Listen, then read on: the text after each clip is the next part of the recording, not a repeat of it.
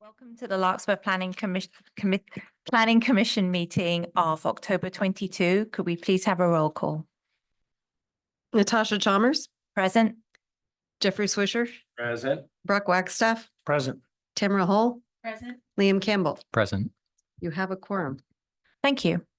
To start, well, actually, I want to point out we have two items on the public agenda tonight. But before we go into those, I want to see if there's any public comment on matters which are not on the agenda. No? And anything on Zoom? Nothing? And Alex, is there anyone on Zoom that?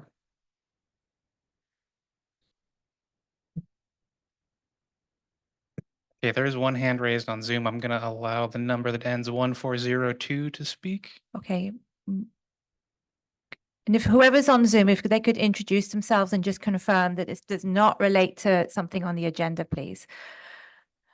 Yes, this is James Holmes at Larkspur. Calling to say how delighted I was when I looked on the website and at the agenda and found that the plans and staff reports were readily accessible, even to someone like myself who doesn't have a computer and just Kindle, because now the materials are placed on something called the document index, and that can be highlighted, or that can be logged into. And so now somebody without a computer can get the staff report and the plans, which they couldn't do previously. So I don't know who effectuated that change, but lots of kudos goes to them, and I certainly appreciate it, and it has expanded the range of devices that can get the relevant posted information. Right. Thank you. Thank you, Mr. Holmes, for that, and we can thank staff for that. Okay, any other comments? Nothing. We'll move on. If we could please have the Community Development Director's report, please. Good evening. I wanted to report that there was no appeal of the 1000 Drake's Landing project. And then I also wanted to report that the City Council considered the library plans at 2 hearings after your hearing. And at the last meeting, they funded, was estimated to be like 80 or 90% of the bells and whistles that people wanted, including solar, more, let's see, there's more tech batteries, I say air conditioning, but I think it's operable windows to help with air conditioning. And then also they approved a revised site plan that adds more gathering space south of the building. So between the building and the parking lot. So I just wanted to let you know, but that concludes my report. And trees too, I think. The more additional landscaping. Yeah. That's great. Great. Thank you for that update. Okay, we'll open the public portion of the meeting tonight. The first item is the continued hearing of 360 Via La Paz Green Bray, PLN 2340. Could we please have the staff report?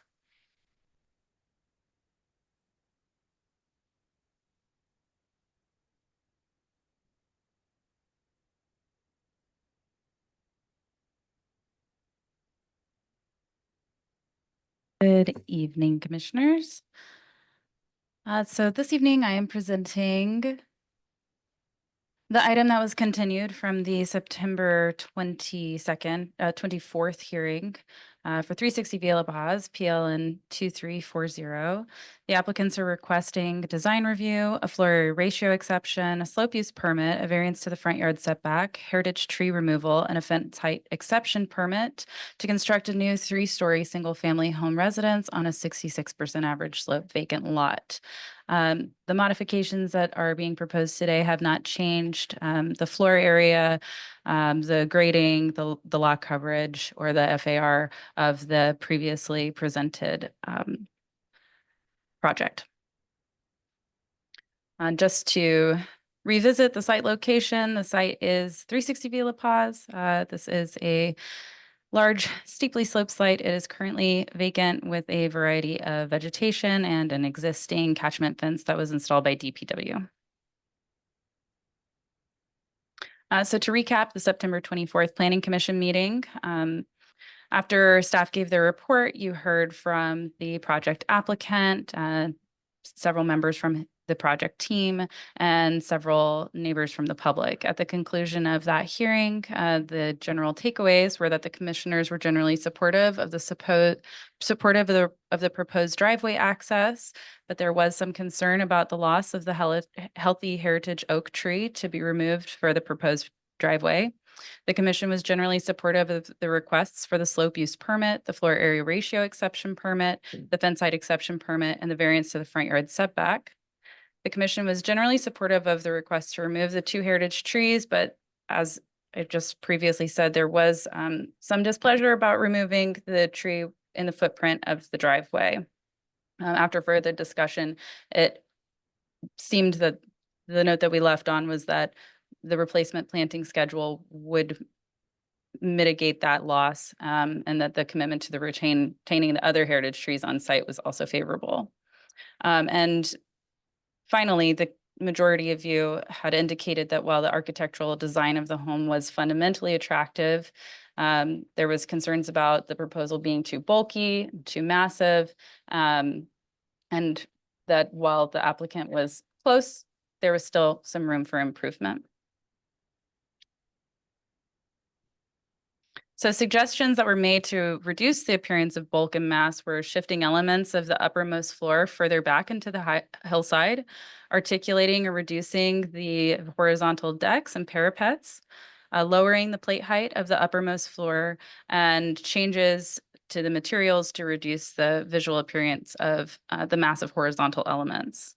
Another topic that came up were the drainage improvements, at which point Julian Skinner, the director of the Department of Public Works, spoke to the stormwater control plan and the hydraulics and hydrology report.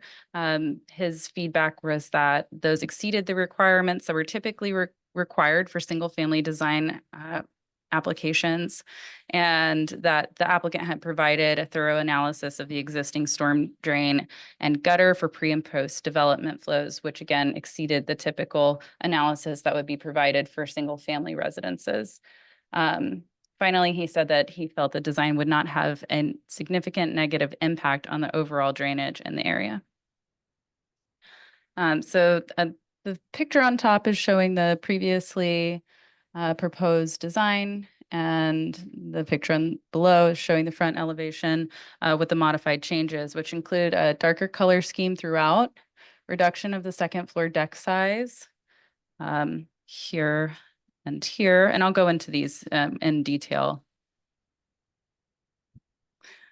Addition of a roof plane over the media room and porch, 3 replacement oak trees located in the front yard, a garage redesigned with a smaller face, thicker roof, and horizontally banded doors. This has 75% less glazing.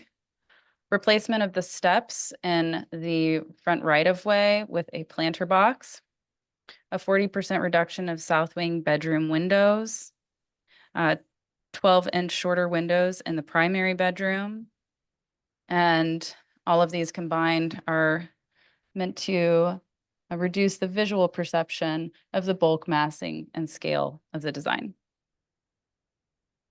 Here's some before and after renderings that were provided by the applicant. The photos on top are showing the view from the north side of Via La Paz, looking down Via La Paz. And conversely, the bottom photo is showing from the south view, looking to the north. The applicant held 2 meetings since our September 24th meeting with the neighbors. I attended one of those on Zoom, and then the second one, I watched the recording in full. I watched it twice, actually. At the first meeting, the applicant and the neighbors discussed we just recapped what happened at the Planning Commission. The applicant and his design team wanted to make sure they really understood the concerns, and they spent some time just reiterating what we had discussed here in the chambers. On October 10th, the applicant and his architect presented the modified plans that are before you today. And there was 3 households present that had all provided comments during our previous public hearing. Generally, the neighbors were supportive and appreciative of the changes made. They had presented a design that reduced the upper level deck by 6 inches. At the conclusion of that meeting, it was determined that the neighbors would prefer to keep the 6 inches, not to take away 6 inches from the deck, but to keep it as it was previously proposed. They were supportive of the replacement trees. One of the neighbors had mentioned an alternative species. They had some concerns that the oak might drop a lot of debris. As it was discussed in the meeting, the replacement tree is replacing in kind, basically, and that it is in line with our climate action plan to have native trees. There was some discussion about other architectural options. It was again discussed that they were sad about this large oak tree and the proposed driveway being removed, but that ultimately they were very supportive of the replacement tree planting and really liked those replacement trees being moved to the front yard as they provide additional screening. And the applicant also provided some views from renderings that he had made, showing views from inside the house, looking out onto neighboring properties, which all of the neighbors seem to really appreciate, just understanding how the development would impact their privacy. And if at the conclusion of that meeting, they all seemed generally supportive, the 3 households that were present. So I don't want to spend too much time on this because I know Mr. Hackman and his architect have a very thorough presentation for you. But just quickly, this is going over what we've already seen in the elevations. So here we see the deleted pedestrian access. This is taking away this might help. Previously, there were stairs here that were going in the right of way. So they've taken these away. They've put a planter here with a new live oak, and then the 2 other replacement trees that have been moved to the front for additional screening. And then the main thing here is that they've made the garage roof overhang a bit thicker to help reduce some of the perceived height and to eliminate some of the glazing on the glass door. At the first floor, notably, most of the changes are surface material changes to articulate some things, to articulate the design. But the notable changes at the first floor are eliminating 2 of the windows that are here off of the bedrooms, and that they have changed the design of the door. So the door previously was glass. They've made that solid. They've added some louvered windows on the side there.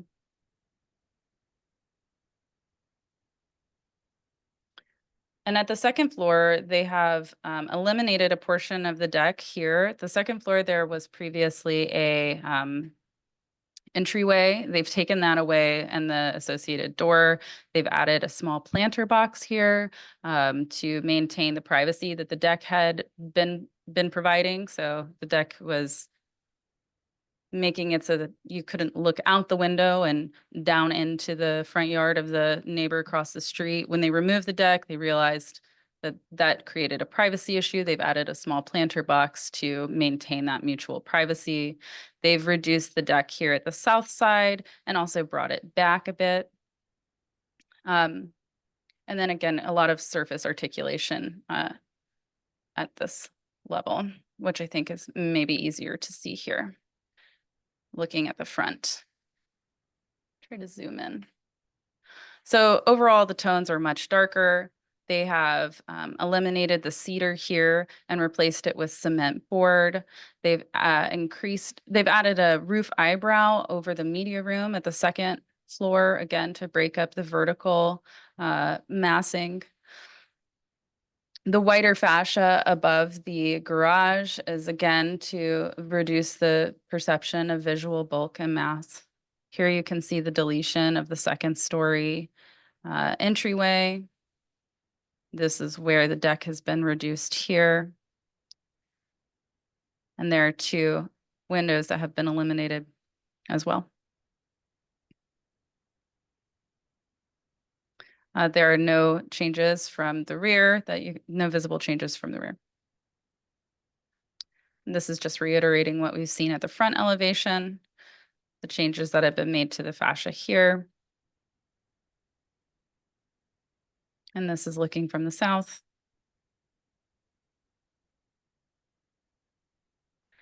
So after reviewing the plans and all of the changes made, and I just want to go back to the before and after.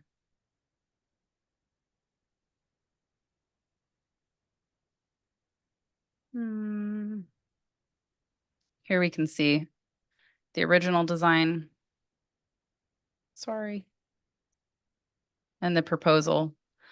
Staff feels that the changes made do improve the design quite a bit and do help to reduce the perception of visual bulk and mass. I spent some time with the applicant and his architect where they justified their changes. They provided some renderings where we looked at lowering the plate height at the uppermost floor. Really, that provided a very negligible change. They described how that would change their experience from within the house, and the change was very minor to the point that staff did not feel that it would make a meaningful difference to lower that plate height, which was something that was brought up in the prior staff report. Additionally, just the change of the materials, the elimination of the deck, especially at the second story, and the addition of this darker material below the deck really do help to change the visual perception here. Bringing the replacement trees into the front yard also provides a lot more vegetation screening, so that helps as well. And this is representative of what it would look like, but again, since this is up on a hillside, this isn't quite how the public will interact with this home. And I do believe that the applicant and architect have some images to show you how this would be perceived from the street level. So with all of that, staff is recommending approval of the project.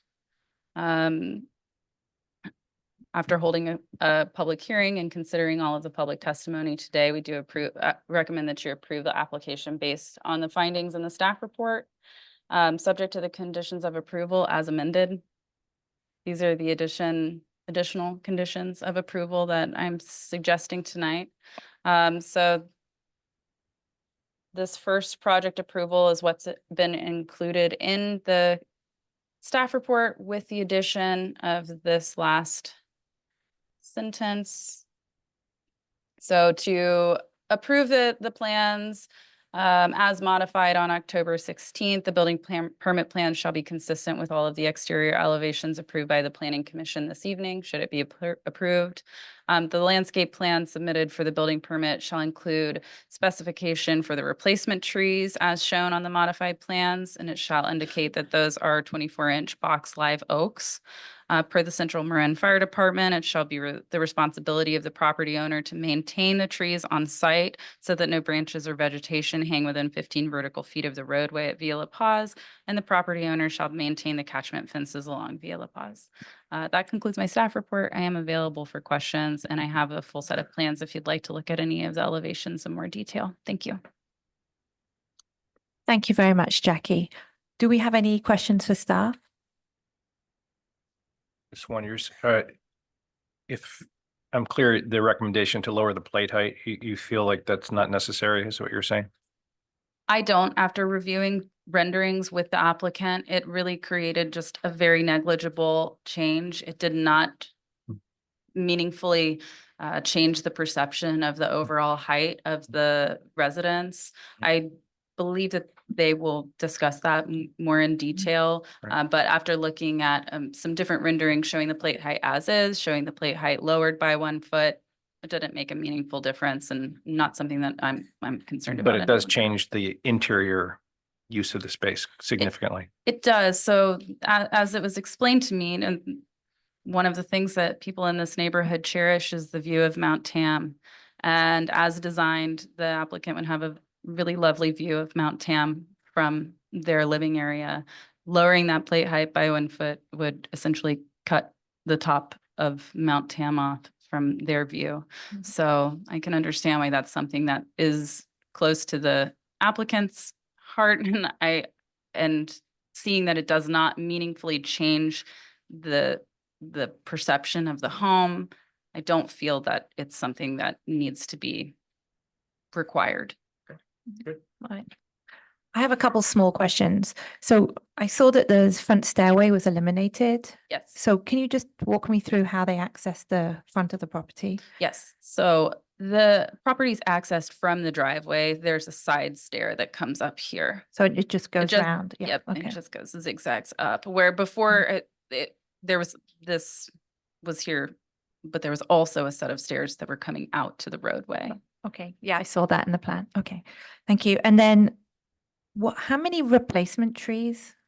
3, so so 3 just- trees to be removed, 3 trees to be replaced. Okay, and then, so I can just clarify with the condition that you added, that is a requirement. So they won't get final approval until they put those 3 trees in. Is that my understanding? That's correct. Okay.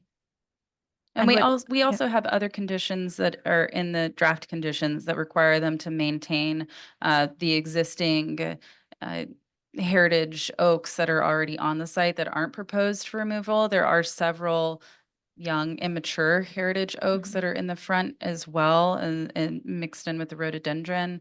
So we've asked them to maintain those insofar as they don't grow to become, hazardous to the property. The Central Marin Fire could in the future require some removal of trees, as they do if they encroach within a certain distance to the structures. Okay. But there are conditions to maintain the trees and to also replace the trees. Thank you. Yeah.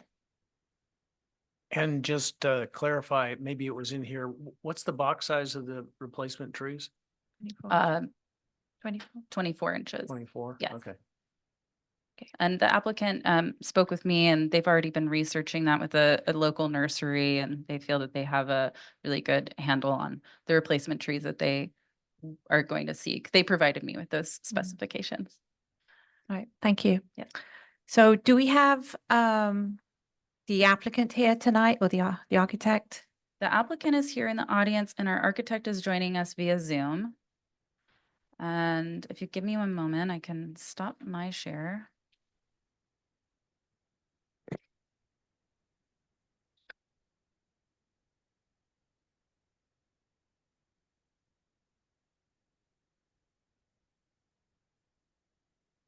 Okay, let's see.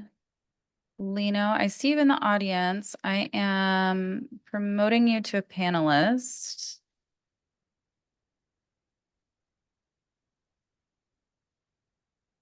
And if you can unmute yourself, you'll be able to speak. Is there a video option so we can see the architect as well? Ah, here we go. If they have it on? Oh, okay. No, there we go. Okay. Thank you. Everybody can hear me okay? Yes, thank you. Oh, wonderful. So who will be making the presentation? Is it yourself? It will be myself, Lino Granata from Stillwater Dwellings. And Jackie, did you want me to just share my screen? Is that the easiest way to do this? That would be the easiest way. Okay.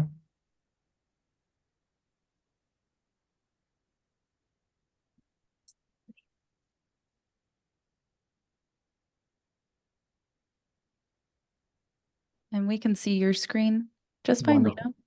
Oh, great. So we have a series of renderings that will give some additional views and details on what we've proposed here. The first few are some images that we can reference later on, so I won't go into detail with these right now, but here's a before view and after. From the north, before and after.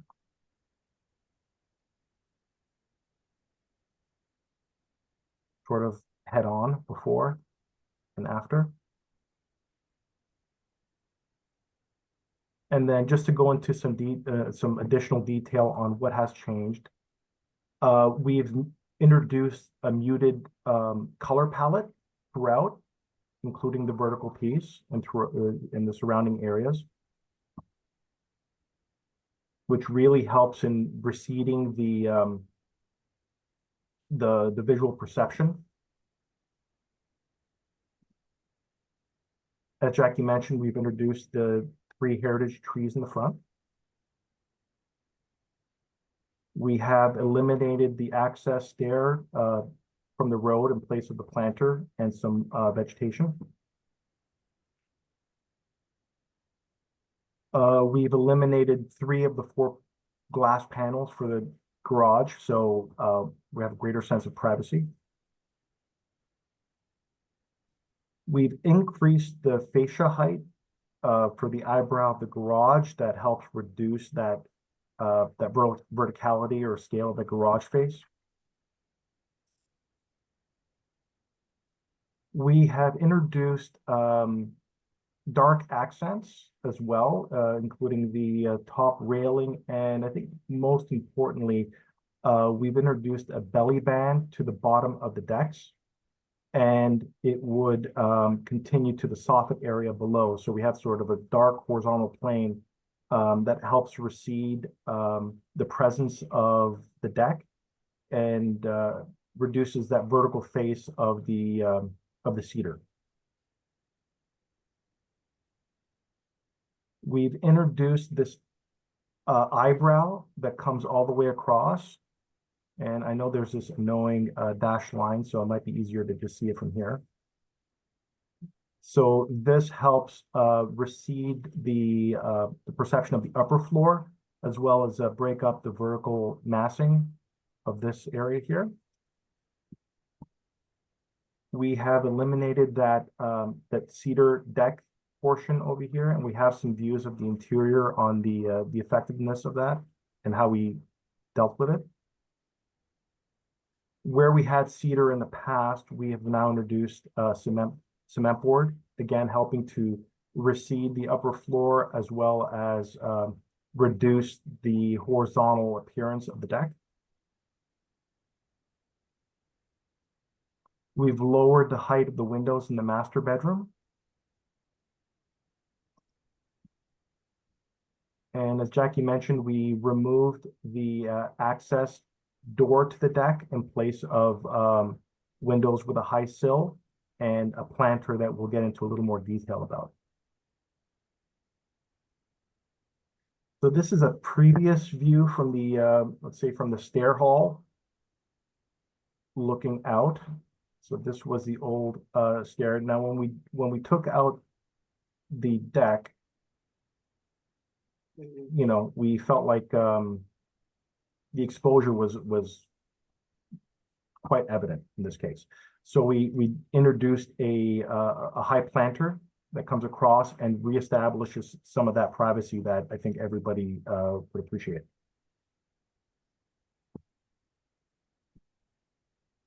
In the main level, we've removed I guess 1/3 of the windows for additional privacy, and we've pulled the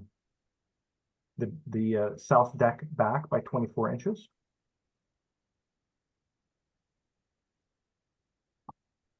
In the previous version, we had shown tongue and groove cedar parapets, and we have introduced spaced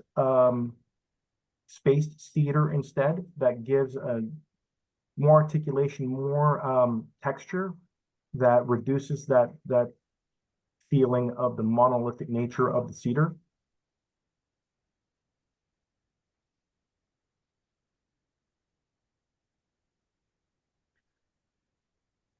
We've also introduced some sort of strong horizontal lines to the vertical piece to help break down the scale of the vertical element, as well as where we have the cement board accents. Then we have dark accents that helps break down the scale.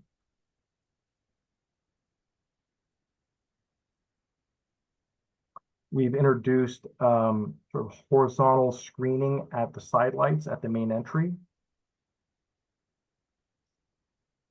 Oh, and I guess, as Jackie mentioned earlier, and having a solid door for additional privacy.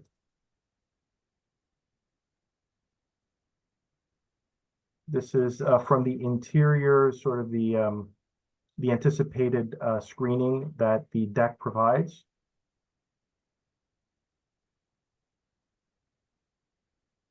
And again, with the horizontal gaps, it helps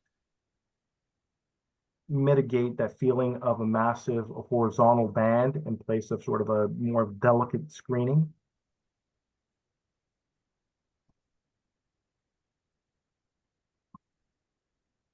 Here we have, we've done a study of reducing the plate height at this upper level by 9 inches, and this blue line represents that and the effectiveness of what that would look like. We felt the impact wasn't predominant, especially given that the backdrop is vegetation. It's not really sort of a hillside condition with open sky. And this orange line represents if we had pushed the whole volume back by 2 feet, you know, that orange line would represent what that roof line would look like. Sorry And to again- interrupt. Can you show us where that orange line starts on that previous? It goes from there to, Right here. So That's what it would look like at 2 feet back. so where's the 2 feet back then? Sorry if Oh, I'm not seeing that. I think what's happening is we would keep the plate height at the same elevation and push it back. So it's just visually, it's a little difficult to see, but Can you see? You do? Okay. You're not proposing actually doing that. You're saying this is just what it would look like if you did. you got it.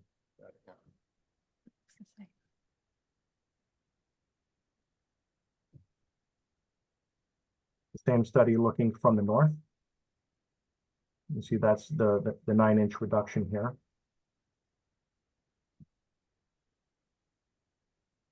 And we're straight on.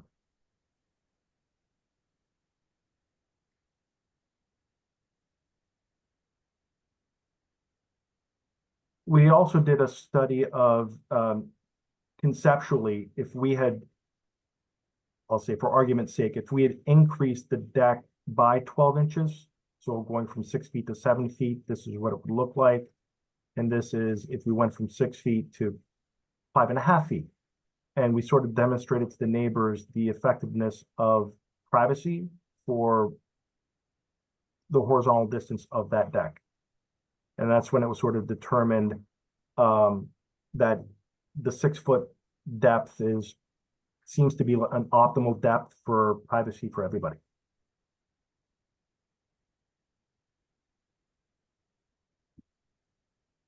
We also looked at the southernmost portion is the living room section, and right now you can see that it steps inward.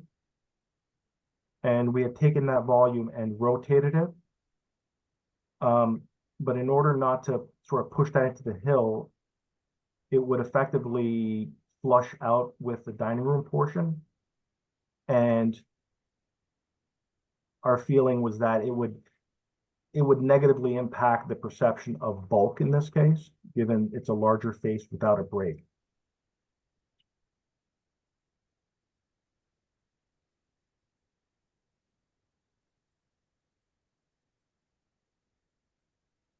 And then this is just showing the east side and, you know, the slopes that we're dealing with over here. And, you know, the more that we push into the hillside, the taller everything gets. I think to the point that this catchment wall would be above the roof line itself. So we felt like pushing the east elevation back into the hill would domino into a lot of negative design problems. And did you have any questions? Any questions, architect? I have one question. When I look at the rendering, the piece that strikes most distinctive to me is the cedar decking. Is there a reason why you didn't go with a darker color or darker wood?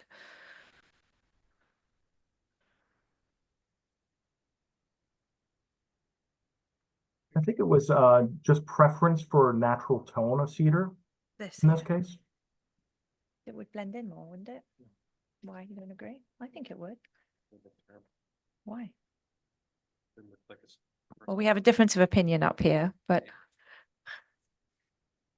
no, but it could be darker to match the rest of the house. I'm just curious to know what the thinking behind that was.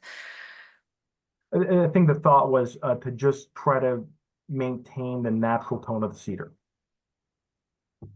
And as you know, I mean, cedar can take a number of different tones. Okay. What I'm hearing up here is that cedar gets darker with time, but I'm not a tree expert or wood expert. Okay, any other questions? Okay, thank you very much. Do we have any, is that it from the applicant? Okay, thank you. So I guess we'll go to public comment now. If anyone who comes to make public comment, just limit their comments to 3 minutes. And please come up to the podium and introduce yourself.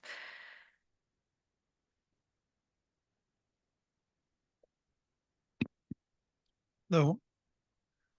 My name is David Campbell. I live across the street from the property at 357.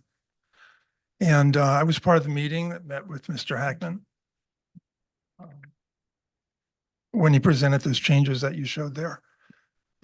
And I want to say that September 19th, a group of neighbors, 18 neighbors, signed on to a letter that detailed all of our objections and concerns about this property. I'm only going to speak about one of them right now. And that is that the size of the property, it's only 25 feet according to the way Larkspur measures height, but it's actually a 37-foot high building. And it's, I think, 18 feet from the street. And the top level is larger than the levels below. So it just creates a very dominant effect. And it doesn't fit at all with the rest of the houses in the neighborhood.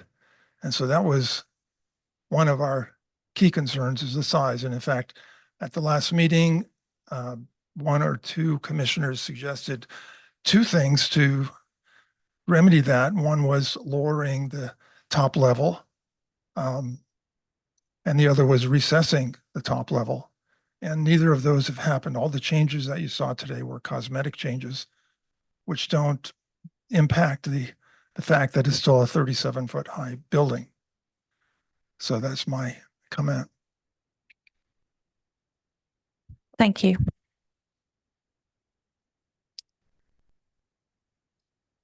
we have any more comments? Okay.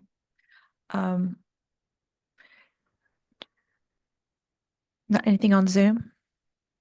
No, Chair Chalmers, before we close, I actually have a question, but I just want to, I didn't mention this during my report. I did receive an email from the homeowners, the property owners at 380 Via La Paz. That's the home that is on the northerly side. It would share a side lot line. It does share a side lot line with 360 Via La Paz.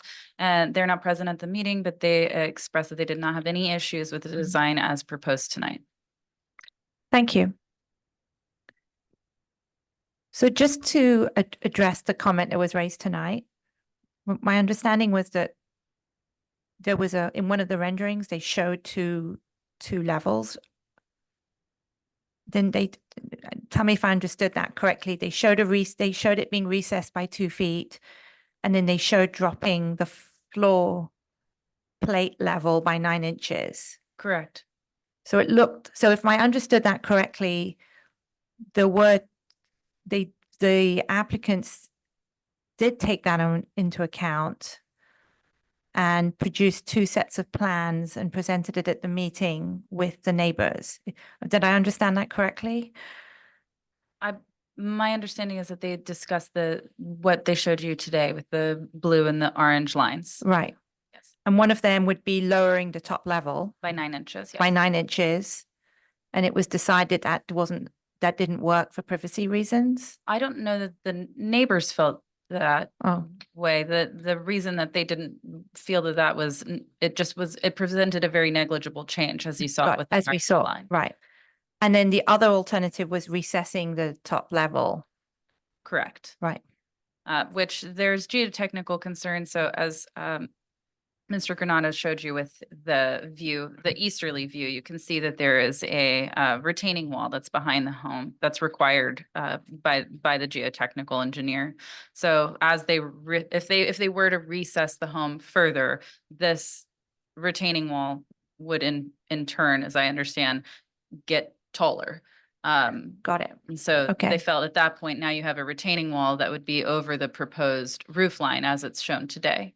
And that also recessing that volume of the house didn't result in a really meaningful change as it was presented. What we haven't seen is, an elevation of that, but I do feel that the applicant has gone to made an effort to show what that would look like without creating a complete separate plan set. I think it's showing a good faith effort to just show the neighbors where would that roof line end up? Is that a meaningful change? Staff felt that was a rather negligible change. Okay.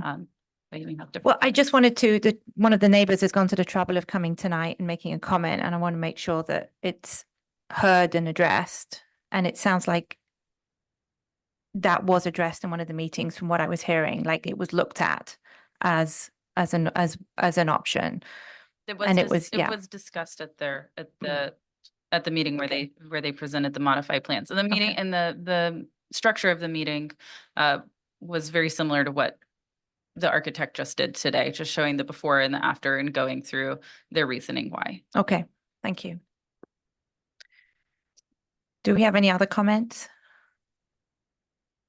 No.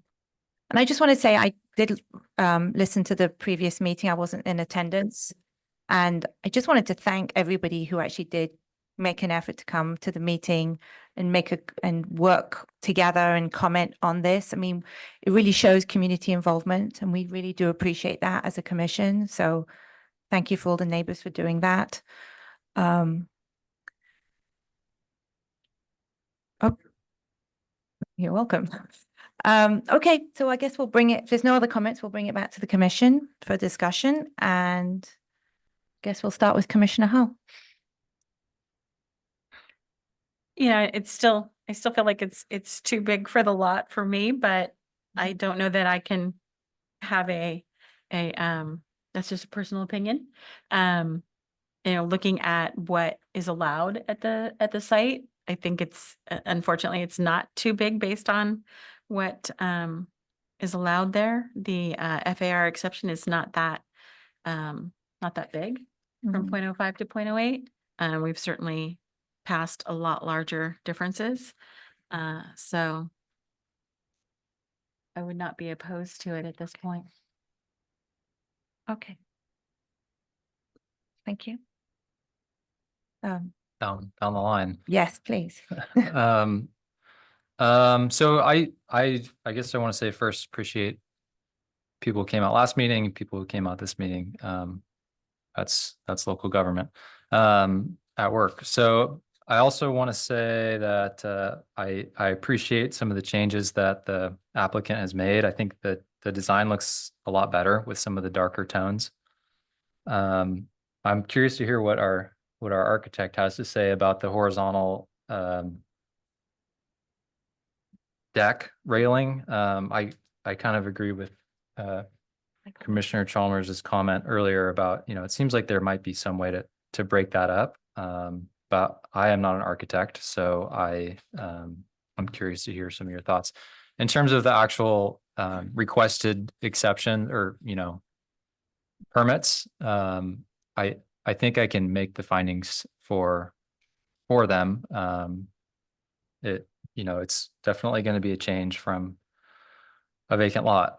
But I can also see why going back into the hillside is maybe not the wisest move. Some of those retaining walls can be just as bulky as a house. So those are my comments. Thank you very much. Commissioner Swisher. Well, I think you've done a great job in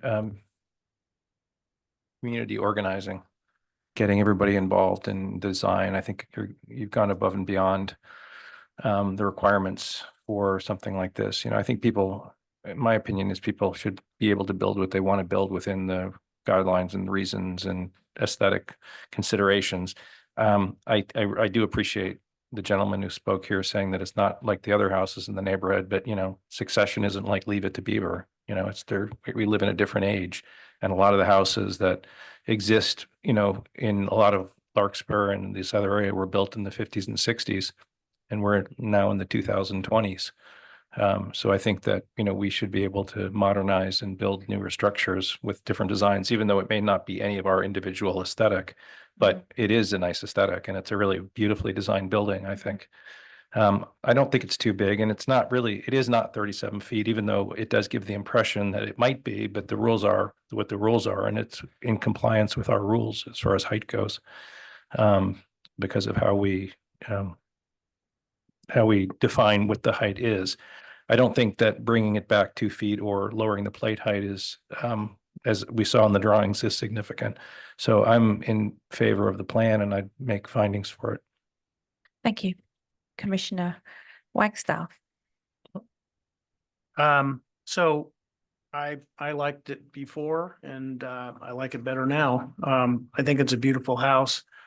I actually like the difference in the railing, because it provides some definition and some separation, and I don't think you want to push the upper floor back because it creates just an amazing amount of grading. People are beginning to dig into hillsides, and we may be looking at one of those a little later, but I think they've done a really nice job. I liked the house before. I like it, as I said, I like it better now, so I can certainly make findings. Thank you. And for myself, I just want to share a story. Where I live in Larkspur, there was a house that was being constructed directly opposite us. And it was very similar in design to this. And I was initially very nervous about it. It seemed a very modern design. And once it was constructed, I thought it looked beautiful. It really did. And it really forced me to rethink what I think is a traditionally beautiful house. So I now look at architecture it's opened my mind on architecture. I am not an architect by training. The only comment I had was, I'm relating it back to the house that is opposite me, is that it's a very dark wood throughout without the sort of cedar panels here. But I have to say, I tend to defer to my architect colleague who just knows about aesthetic design better than I do. So he says it works better. I tend to agree with that. But yeah, I also can make the findings for this with the redesign. So I think we can probably just go straight to a vote. Oh, we need a motion to vote on. Who would like to make a motion? I will make the motion for approval of 360 Via La Paz, including design review, slope use permit, floor area ratio exception, setback variance, heritage tree removal permit, knowing that they're putting in new trees too, and the fence height exception permit. Do we need to address the 3 additional modifications? And the 3 additional modifications referenced in the staff report? No, the 3 additional conditions of approval that were presented this evening by staff. And the 3 additional conditions of approval. Great, thank you. Can we have a second? I'll second it. Okay, now we can have a vote. Commissioner Chalmers, Yes. Commissioner Wagstaff, Yes. Commissioner Swisher, Yes. Commissioner Campbell, Yes. and Commissioner Hull. Yes. The motion carries unanimously. And we have a 10-day. There is a 10-day appeal period. If anyone's interested in filing an appeal, they need to submit an appeal application form and the appeal fee to the city clerk within 10 calendar days. Thank you. Okay, we're going to move on now to our second item on the agenda. And I just need a minute to put all my papers away. It's 64 Francis Avenue, project number 24031. Yeah. You can, could we please have the staff report? All right, yes, good evening, commissioners. The item before you is PLN 2431 for 64 Francis Avenue. You can see the site on the left here. It is a through lot, so it fronts Francis and Bayo Vista, which is the street at the rear. On the right, you can see a Google Street View of the property. The home is in the middle here, and it's kind of hard to see, but the existing detached garage is tucked away behind this foliage here.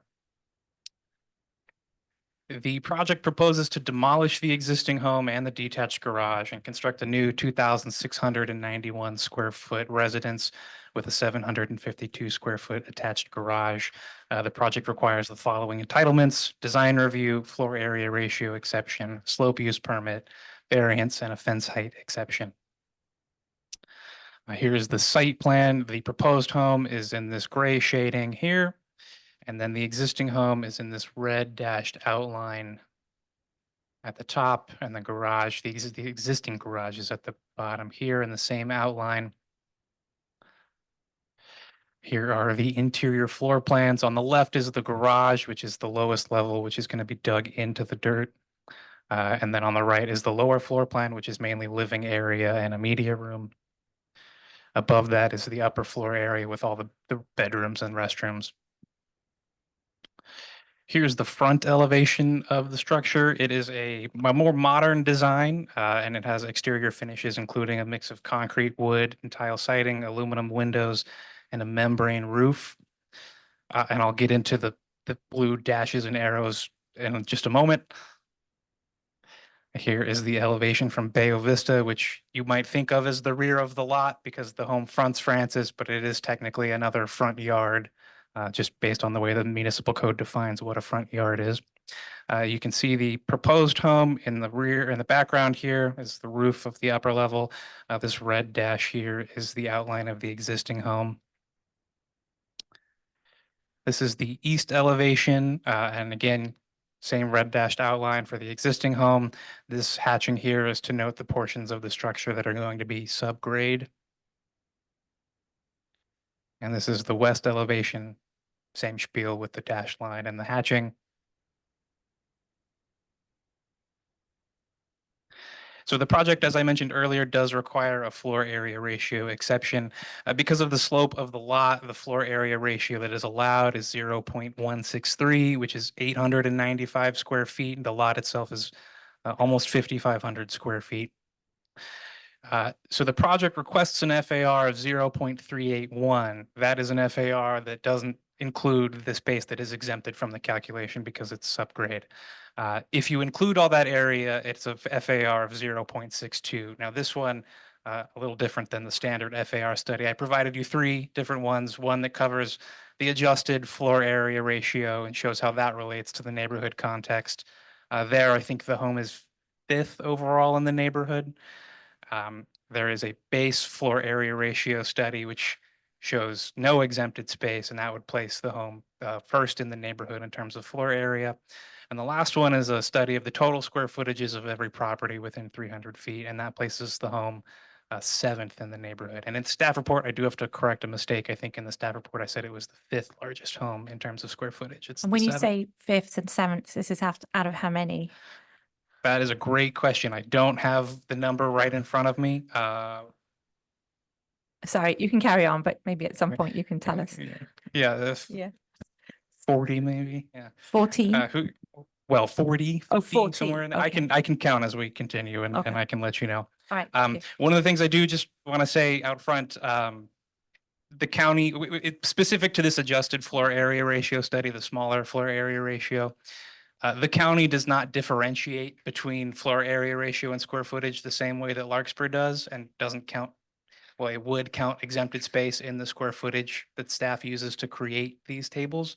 So there is a possibility that if we were to look at some of these homes now, the floor area might be different than what's shown here. Okay.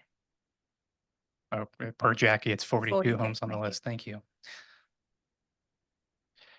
The project does require a slope use permit. They are going to be doing approximately 689 cubic yards of grading.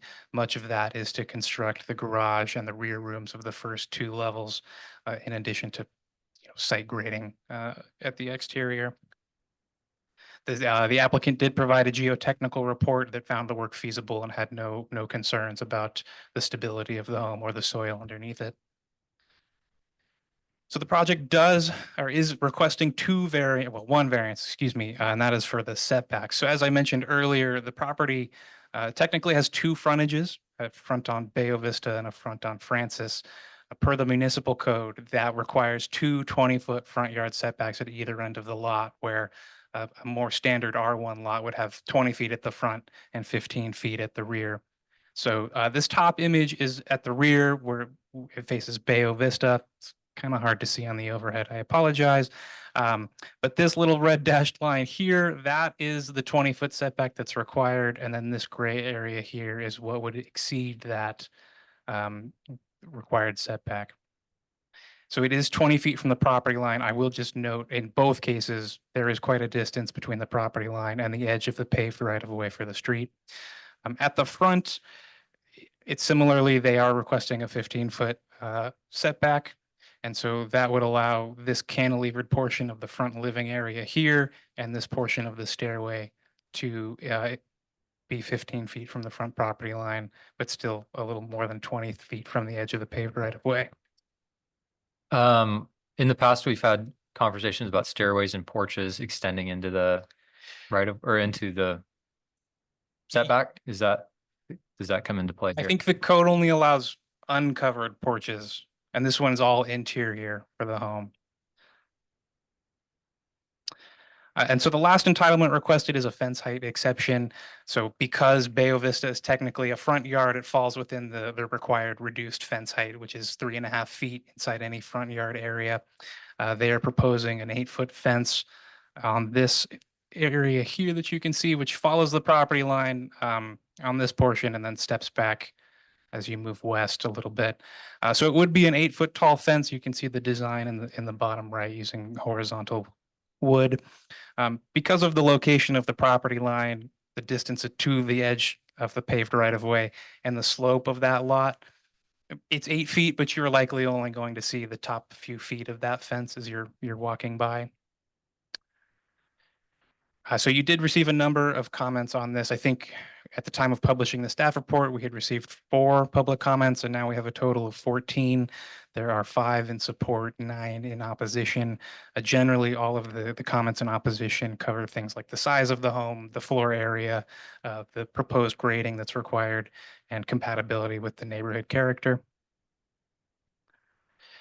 And some of them do reference a change to the plan, so I do want to take some time to cover that. As you might have noticed in some of the elevations, there are some blue dashes and arrows and whatnot.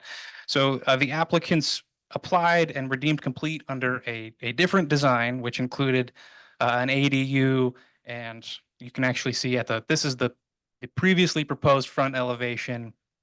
Maybe I can zoom in here. This is the previously proposed elevation here. And then to the right, that is their modified design. So they've dropped the height. And one of the things that the original proposal would have required would have been a height variance, because this portion was technically above the height limit of 30 feet. By removing the ADU and making some reductions to the size of the home, they reduced the floor area. The original application asked for a 0.506 floor area. They are now at a 0.381, which I meant to note earlier, the existing home is at a 0.385. They've reduced the height at the Francis elevation. And then there was a bedroom window at the front here, which would have faced a neighbor, and they've modified the layout of the bedroom so that that window faces Francis Avenue. And I do just want to note that they would be allowed under state law to construct an 800 square foot ADU ministerially with a building permit. So that concludes my staff report. The staff recommendation is that the commission hold a public hearing, consider public testimony, and grant a modified approval of the project, which requires at least one 20-foot setback, which would make the project in line with the standard R1 lot requirements. That concludes my remarks. I'm available for any questions, and the applicant and owner are here as well. Thank you. Thank you, Alex. Do we have any questions for staff? Alex, I have a quick question. On the main floor plan, you have an area that's 50% below grade. And Ye- there is a media, quote, media room with a bathroom and presumably a window. So you have egress. I mean, it looks a lot like a bedroom.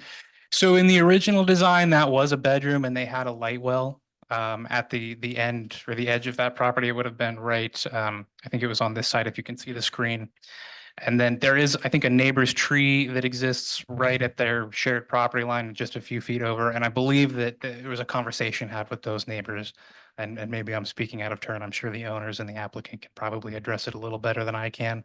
But I believe it was removed to help preserve the tree and just remove a bedroom from the back and have all the bedrooms be on the upper level of the home. So just in terms of life safety, what keeps that as a quote media room as opposed to somebody using it as a bedroom? I can't speak to how somebody uses it. I think whatever the building code would require if it were to be a bedroom would be enforced on the project, be that a light well or otherwise. Okay. I have a couple questions. Sure. So did I hear you correctly? You said that the current full floor area ratio is 0.385 and they're asking for, I think I misheard you. So the current floor area is, yes, 0.385, which is Right. the home that's there and the garage. So their floor area, the adjusted floor area is a reduction by 4/1000ths of the floor area that's there currently. And that's just because they're essentially taking the square footage of the garage, adding it to the home, and then reconstructing the garage Underneath. underground. Right. So, okay. So it's currently 0385. They're asking for 0381. Yes. But that does not include That does not include what's subgrade. If you include what is beneath the Yeah, ground, it's what's that? 0.62. That's 0.62. Okay. Okay. And then the other question I had was, they're asking for a very high fence, exceedingly high fence. However, the way I understood it from your presentation is that that's okay because of the downslope. You won't actually see a very high, you won't see an 8-foot fence. All you'll see is the little top part of the fence because of the downslope. Is that my understanding? Yes, so staff is supportive of the fence height exception because it is not on the edge of the public right of, well, the edge of the paved public right of way. It's set back, there's a slope down, and they're proposing, I think it's 2 live oaks, 2 24-inch box live oaks, and some evergreen shrubs that would be in front of that. So really, you would just see vegetation as you walk by with maybe a limited view of the fence through that. So staff feels that it's a supportable entitlement. So having understood that correctly, is it correct? Am I correct in thinking that portion that comes out that you see is visible is the entire length of the property line, or will there be a portion that you see the entire 8-foot fence? So the fence runs along the property line. Let me zoom in. So this is where the fence runs along the property line. Right. It doesn't run along the complete property line right along it. It steps back here and then here again. So there is some area where it's not entirely along the property line. Okay, but Is there any, I guess I'll rephrase the question. Is there any point in time that you see an 8-foot fence from the road? Or is it all step back and step If- down? If you walk by, you'll see an 8-foot fence. Yeah, if you're standing at the edge of the road, you Standing would, there, you'd If look you're down looking and see down, it. yeah, if right. you're Yes, looking if you look down. down. But if you're There's- walking, oh, sorry. Sorry, I was gonna say there's portions that aren't screened with hedge where there's just the redwood trees in front of it. So if you look on the landscape plan, Because when not- I look at the that whole length picture- of it isn't necessarily screened with hedge. So there would be portions visible through the redwood trees of 8 foot or the taller fence. But that's down the slope. I guess Looking down- but when I look looking at the downhill. picture, there's a portion that's not down the slope. Are you showing two different examples, or is that So that's looking at it from afar, like as you're driving towards the site or walking towards the site. But Okay. if you were closer to the site and looked down, you'd be You able can to see it see all. the fence in Okay. certain areas.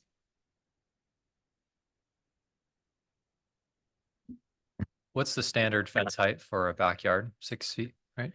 6 feet, yeah. Yeah, you can, if you and your neighbors agree, you can add a foot, but it has to be like semi-transparent, like lattice or something. So you can go to 7 feet. You could do it by extending the retaining wall. If the fence is within a foot of the retaining wall, the height of the retaining wall gets counted in the height. So they could do a retaining wall, some distance, and then a fence that would, yeah, comply. What's the point of an 8-foot fence? Let's see, there's a sheet on the plan, but I think for privacy, there's a window at the rear. And so they have an image where there's a vision triangle of a person and the fence is lined up so that when you're standing at the side of the road, you can't look into the rear room.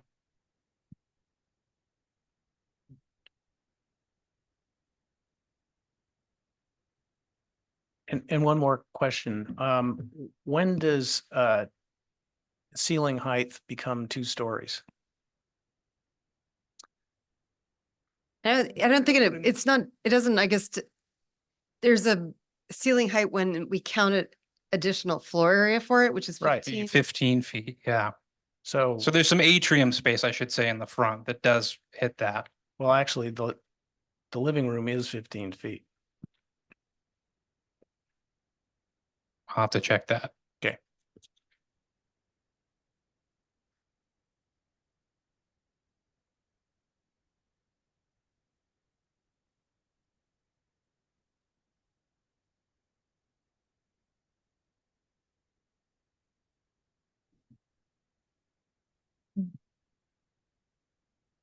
So I had a couple other questions, but I think I'll come in at the end, just based on some of the comments that I read. But Sure. maybe if you're done with your presentation, we can move on to the applicant. Sure. Is the applicant or the architect here tonight to make a presentation? Great, thank you.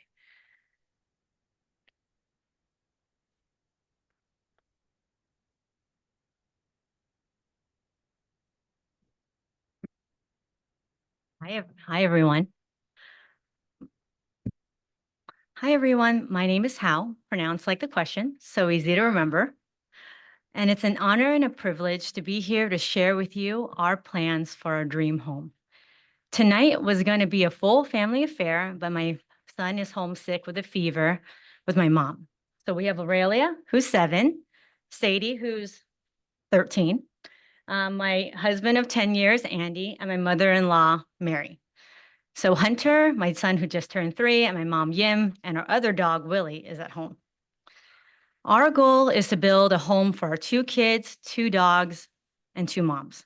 Similar to our neighbors that have planted their families here, we are looking to do the same in building a home that we can live for many years to come, age in place, and pass down to our children. We are currently living in San Francisco, and after a 3-year search, we knew that this Murray Hill Park neighborhood was the place for us. And every time we visit the area, Andy would have the biggest smile on his face. We looked at over 100 houses in Marin. We love the feeling of nature, the tree-lined streets, and the warm people. We wanted our new home to keep as many of these existing trees as possible, and of course, highlight the big, beautiful redwood tree that is at the center of our yards where our kids can play. We are both Bay Area natives, Andy is a builder and specializes in green building. He grew up in the area, went to Marin Catholic down the street, and we want to give our kids the same Marin lifestyle that he had. I'm an immigrant, and I'm so grateful for everything this beautiful country has afforded to me. I went to school in the Bay Area at UC Berkeley, and I'm very involved in the local community. I'm a board member at the nonprofit called Women's Audio Mission. I'm on the PTA at both of my children's schools, and I plan to bring the same civic duty when we move our life to Larkspur. I recognize that this can be a stressful process and emotionally draining for everyone involved. This is a community we live in together, and our goals with our neighbors are the same, and to create a loving home. Previous to presenting our design to our neighbors, we went through 4 sets of designs with our architects and the planning department. I want to give a quick shout out to Alex, who has been very helpful in answering all our questions and has been wonderful to work with. After our current set of designs were posted, we have reached out and spoken to 11 of our immediate neighbors to listen and address their concerns, and in some cases with multiple meetings. In good faith, we have listened, responded quickly, and spent a large amount of money to modify and redesign our forever home with their concerns in mind. We deeply care, and we have listened, and as you can see, submitted a second set of drawings to help address the concerns to the best of our ability. We are trying to balance the goals of building a house that works for our family, the rules and guidelines of the Planning Commission, as well as accommodating our neighbors' concerns. The neighbors have a list of conflicting concerns: shift the house up the hill, down the hill, across the hill, too much digging, not enough digging, too tall, build an L-shaped house, build a box around the big tree, cut down the tree. And we empathize and we understand. What we have come to realize is that they will not be 100% happy no matter the outcome. We are doing our best, and I'm hopeful tonight that we can move forward. We are asking to replace the 2,115 above ground square feet with 2,093 above ground house. The colors and the tones that we chose for this house blend in well with the natural beauty and the surroundings of this tree-lined street. Of the 3 floors of this house, 1 is completely underground. An additional 400 square feet of the main house is also underground. We have increased the natural state of the lot. We are also lowering the existing roof line by 5 feet. We have increased the view from Francis to Bayo Vista by only using the available frontage. From neighborhood feedback, we have lowered the main floor height by 87 feet to 85 feet. We have lowered roof heights and sloped roofs in 2 directions to make one neighbor happy. We have pushed the top floor back 5 feet to accommodate the same neighbor, necessitating a variance we don't want. We are asking to build a house 6 feet from our property line, though the same neighbor is building an addition 5 feet from their property line. The front of our house is 4 feet behind the front of the neighbor's addition and 2 feet lower in height. We hope that you can see we have made many efforts and decisions to build a house that works for our family and is respectful of the character of the neighborhood. This is our dream house in our dream neighborhood, and we hope that you'll approve our request and let us raise our family in this beautiful community. I apologize in advance. I will likely have to take this little girl home for school tomorrow, and Andy will be here for the rest of the meeting. Thank you for your time and consideration. Thank you very much. And I do just want to interject really quickly about your ceiling height question. I'll try to get it on the plans after public comment.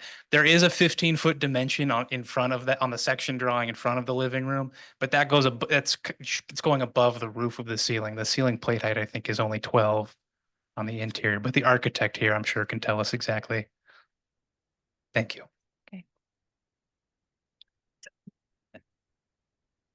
Okay, thank you. Hi, my name's Chris Parlett. I'm the architect for the project.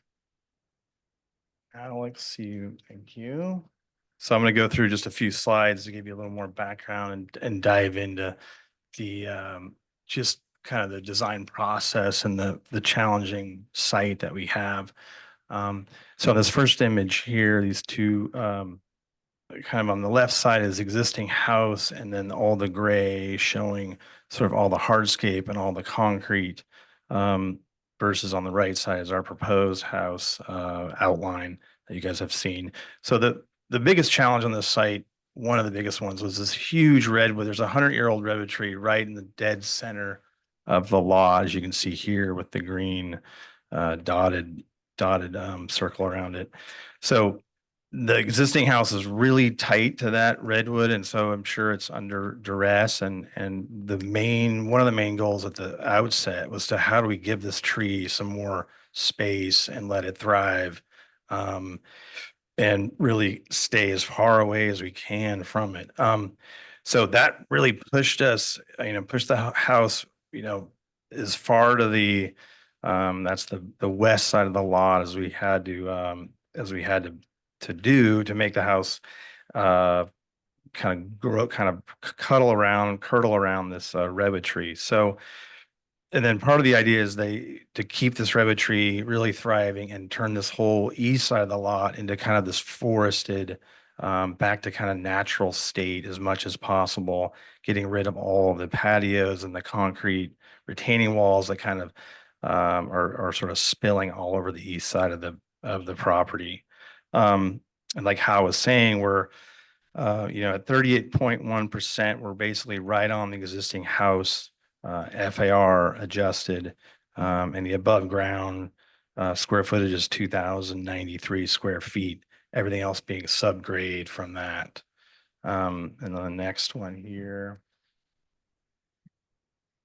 So and Alex touched on this for a minute, of the Bay Vista Avenue at the top and Francis Avenue at the bottom are quite a ways from the property line. And I showed a drawing here of a Bay Vista 27'8" and at Francis Avenue we're little over 27 feet from the property line. So the property line, the lot is kind of bigger than smaller than you think, because there's about an 8-foot distance from property line to the edge of pavement. So even though we're looking at 15 feet of a setback from Bay Vista and Francis, it feels like a lot more than that. So that's kind of their distance on the property lines.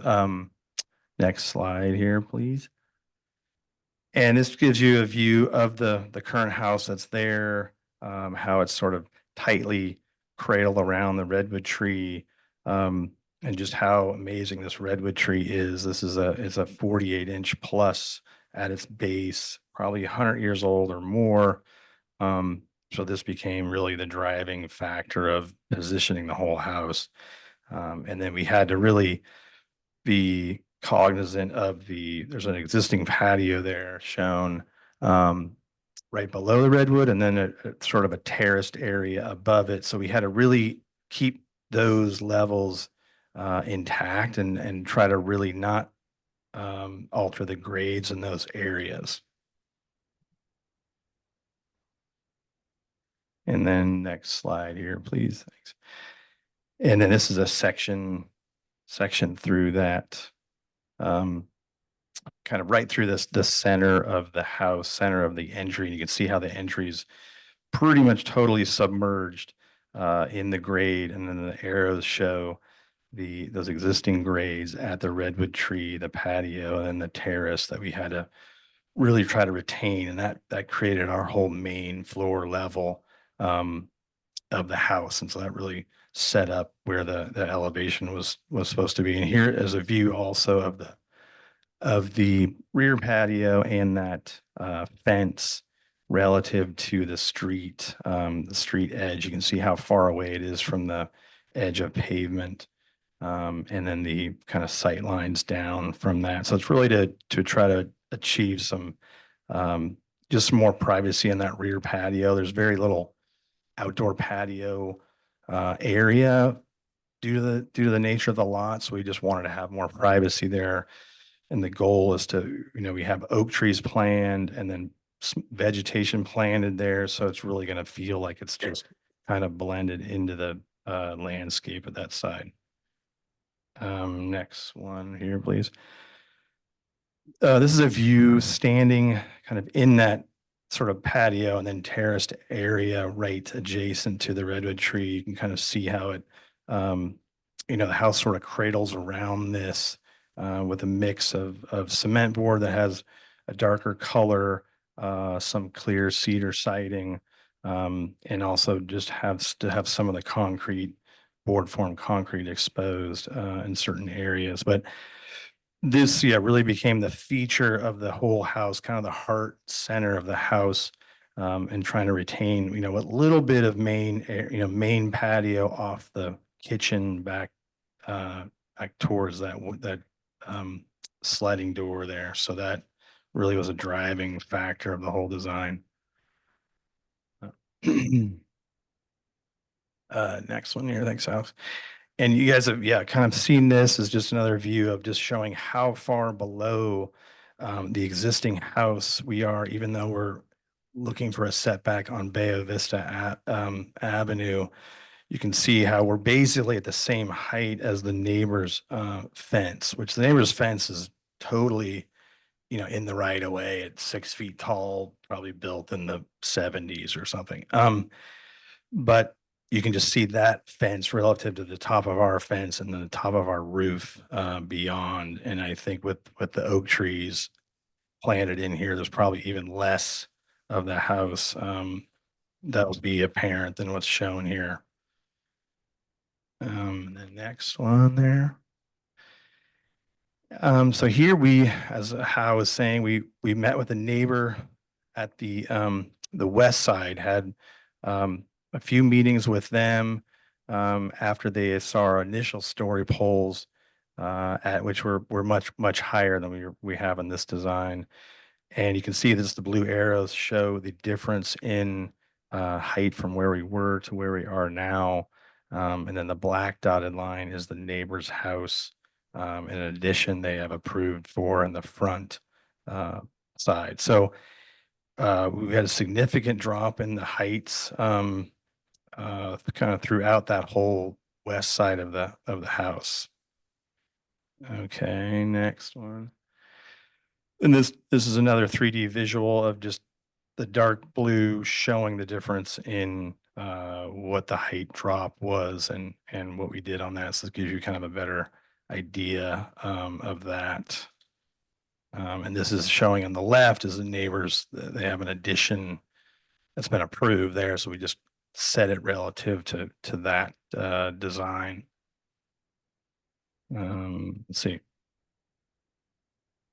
And then a little bit of just touching on the landscape design, a little bit where we're showing all these red arrows, showing large live oaks to be introduced in various spots on the site to just kind of fill in for more privacy, especially at the west side here on the left, just to really help get the house, blended more as much as we can into the landscape.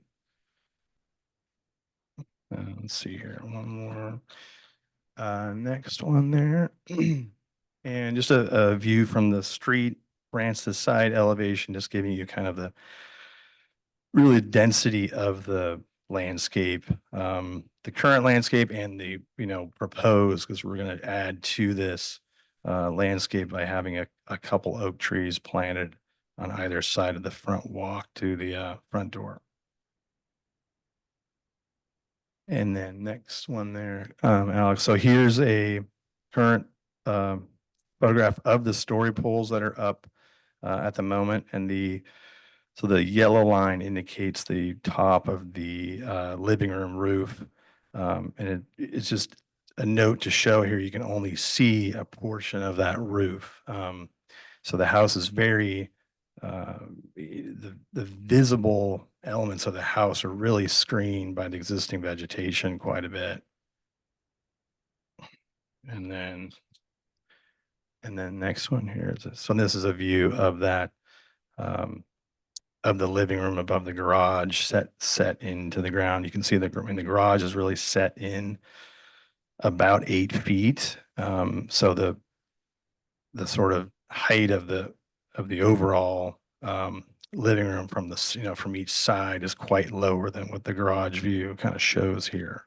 And we are to the living room on the right side here. It's 15 feet to the top of the outside of the roof. So inside, is 14 foot 4 or so. So we're under the 15-foot, double height space for that area. Let's see, there's one more. Is there one more? Yeah. There's a video here we're going to try to show. So hopefully the first one. So the first one, this is a video of just kind of walking along Francis Avenue, just giving you a sense of the amount of trees from the front yard. And this is all in the right of way. So these trees all remain for the most part there. And there's one, they will be adding the oak tree, 2 oak trees kind of right adjacent to the path up to the front door. And so there you can see kind of the story poles as you go by. So there's sort of the sliver of house you see as you're walking by. It gives you a sense. And then the next slide or video is our, so this is kind of taking the 3D walkthrough in the kind of the same angle walking up the street. But we think, the impact from the street is, is very, it's really clouded by the vegetation. We think that's going to really enhance the feeling of the sort of forested nature of the house and the site.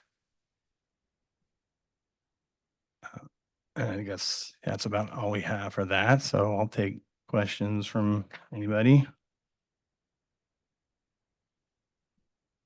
Do we have any questions for the architect?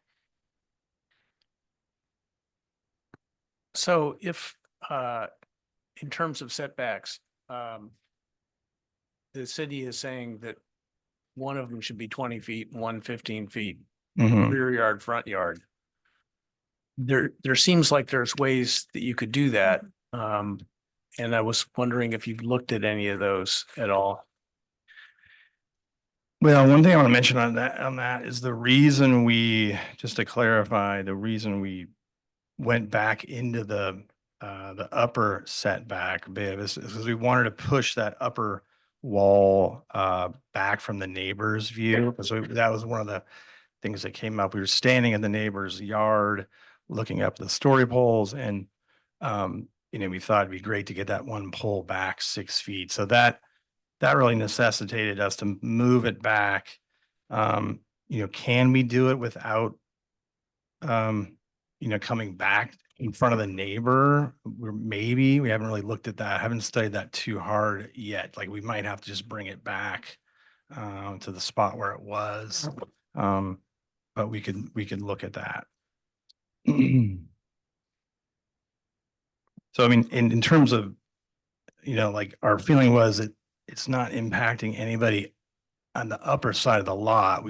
It'd be nice to give the neighbor a little more room for their light, because that's like the east morning light coming in that way. So yeah, it's not great to have 2 variances on the front and rear, but in this case, it helps out one of the neighbors quite a bit. So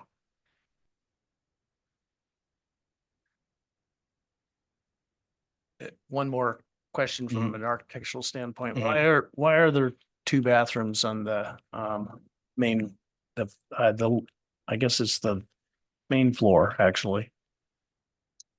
well, one's just a powder bath, and then one, they just wanted an extra bathroom for if a guest was staying over there. But that's technically not a bedroom. Right. At this point, right, it's not a bedroom, it's just a media room at this point. Okay. Mhm.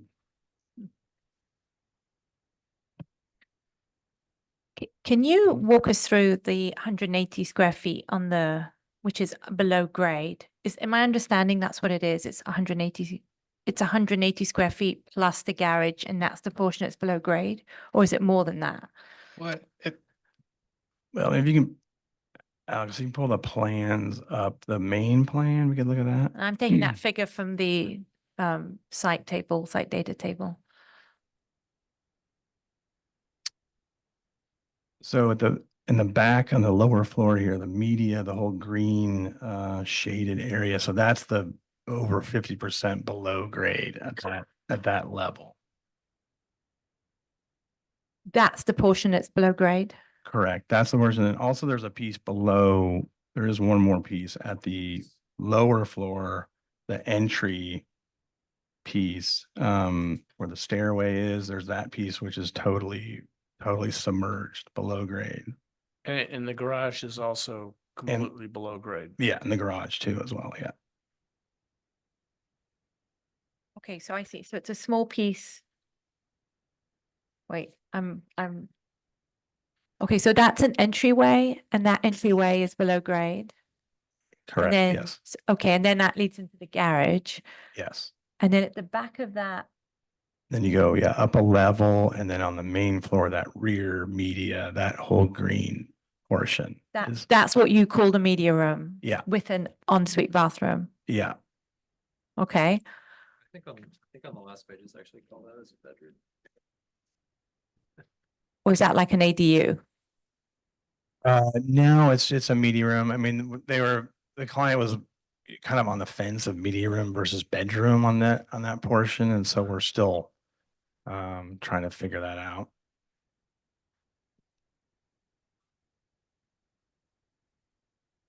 Have you come to the mic? Yeah, please? it comes about. There's no one on Zoom. Well, let's assume it is a bedroom. Is there any reason why it can't be a bedroom? It would need egress if it was a bedroom. I see. So it has to be Well, something other than a bedroom. I'll speak Okay. to that. Or you Well, have a light well. yeah, if we do a light well, which we originally had planned and it got omitted from this version, but a light well would enable a legal bedroom there with a window, which there's no reason we can't have 4 bedrooms in this house. Yeah. Okay. So is there a window or anything to that? Or is that no windows? Right? There is, yes, on the left side, there is a window. So it Correct. does have some natural light Mhm. coming in. Yeah. Okay. Go ahead. Sorry. Just to answer, we visualize using that as a playroom since it's the first floor. The reason we're thinking we need a bathroom with a shower is the kids get a little dirty. I have a 3-year-old son. So with kind of the indoor outdoor space, that's kind of how we visualize using that room. Okay. And Yeah. did you say you wanted both your parents to live there with you, or did I mishear that? No, they'll visit us. Oh, So they okay. come for extended periods of time and just come to visit. Got it. Yeah. Okay. And then what is behind the garage? Those are the 2 doors on the lower level. That is just storage and mechanical room area. Yeah, storage and mechanical in that portion. Thank you. Okay.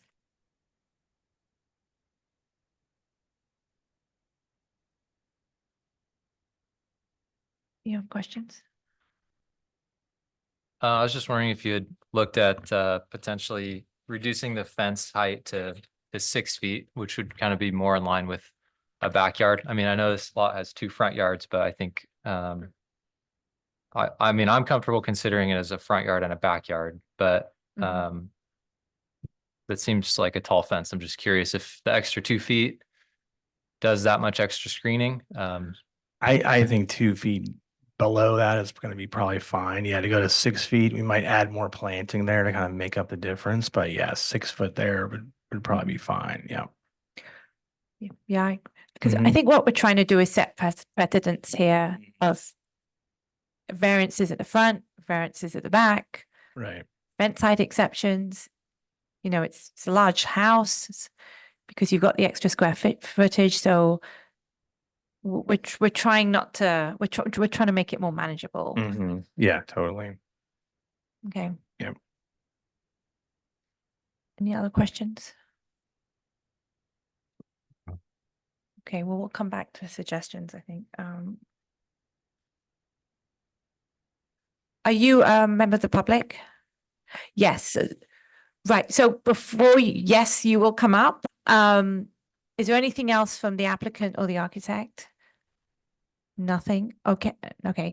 In that case, we will now go to public comment. And if anyone here or on Zoom has a comment on the project, please come up, please introduce yourself. And if you could limit your comments to 3 minutes. I'm a neighbor across the street. My name is Carlo Cacci, 75 Francis. Uh-huh. Okay, so this property is about 50 feet away from the county line. So the FAR study that you mentioned included all the houses, the radius of the houses in the county line, which they are a lot larger than Larkspur. When I was here last time, tried to put my house through, at that time, that was a no-no. I couldn't do that. So I don't know what happened here. I like the idea of having ADU added. I think they should definitely add that. And as far as the front porch extending into the front area by about how many feet is that? 5 feet. I think that's okay. But anything other than the porch shouldn't extend toward that street, I think. That area is like too bulky as it is. Bulk and mass are both important considerations for me. The design that relate to the size of the first plane cantilever toward the Orange Avenue, to my opinion, that need to get canceled out. There's a cantilever section of the building extending toward the 5-foot area that we are talking about. I think they need to change the design a little bit of the mass of the house at Orange Avenue. And that's it. So, As far as FAR, good luck. so All right. just to clarify one of your comments, you said that you want them to add an ADU. I want them add ADU So as you're part of saying- the plan, instead of taking it away, try to mitigate the fact that they were asking too many square footage. Because in the future, they can just get the ADU anyway, Okay. despite what the planning wants or not, is a state requirement. But I they could do that now. Yeah, that's what I'm saying. Yeah. So I think what he's saying is the existing square footage should include the 800 square foot ADU or something. Whatever, yeah, Oh, I think so. But it won't As part of the, right. It doesn't need to though, does it? No. it doesn't need to, but I think it would be a good idea to plan it. So I think it's a good idea to have the ADU. And were you one of the neighbors that the applicant spoke with? Yeah, very, very nice family. I love to have them in Uh-huh. there. Very sweet. I love them. Okay. And did you raise these points with? Just the height, problem with the height, something really massive in the front. And they cut some poles in the back, but I didn't see them cutting the front down. Okay. So that's why I'm mainly here. And have you seen you saw the revised They're plans? kind of confusing, these plans with the rendering and these arrows all over the place. The set of plans I looked at originally, the renderings are really confusing, and I'm a builder. I like Oh. clarity. I built my house across the street. So the architecture is really nice. They're very skillfully done. The materials are great. Just there are some things that need to get corrected. My Okay. viewpoints. All right. Thank you. Thank you very much. Any other comments? Right. Thank you. Unfortunately, I have to wear the mask, so I'm gonna have the complainant read my wife's letter. The only thing I can say is you're talking about a one-lane street. Could you introduce yourself? My name is Raymond Katz and I live at 79 Francis Avenue. And I've lived there since 1998. I've watched the neighborhood change. We have a lot more kids running around and we have a lot more kids coming down from the hill, going right through that stop sign.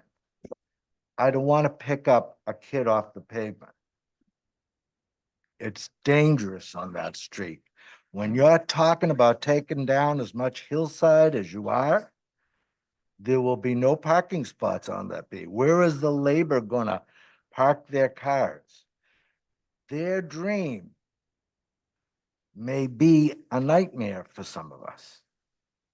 So I'll let Todd read my wife's letter. She's much better spoken than I am. All right, thank you. Are you Todd? Oh, My wife was going to read it, just to add some stuff.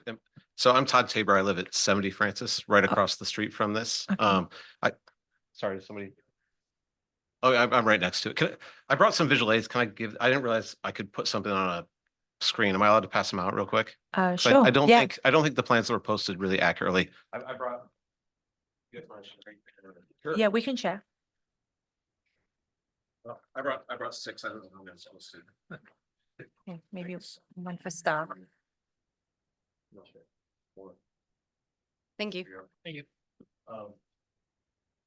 So I just want to take you through this real quick because I think this kind of goes with some of the renderings that were actually shared. I think the architect mentioned that we have an addition planned and approved. That's completely untrue. We did apply for an addition back in 2018. That permit's lapsed 4 years ago. As you know, they're only good for 2 years. So we applied for an addition. We have no plans to do it. Okay. So on the left here, you see an actual rendering that the architect supplied. On the right, you actually see reality. And so this is pulling straight from a sheet A322.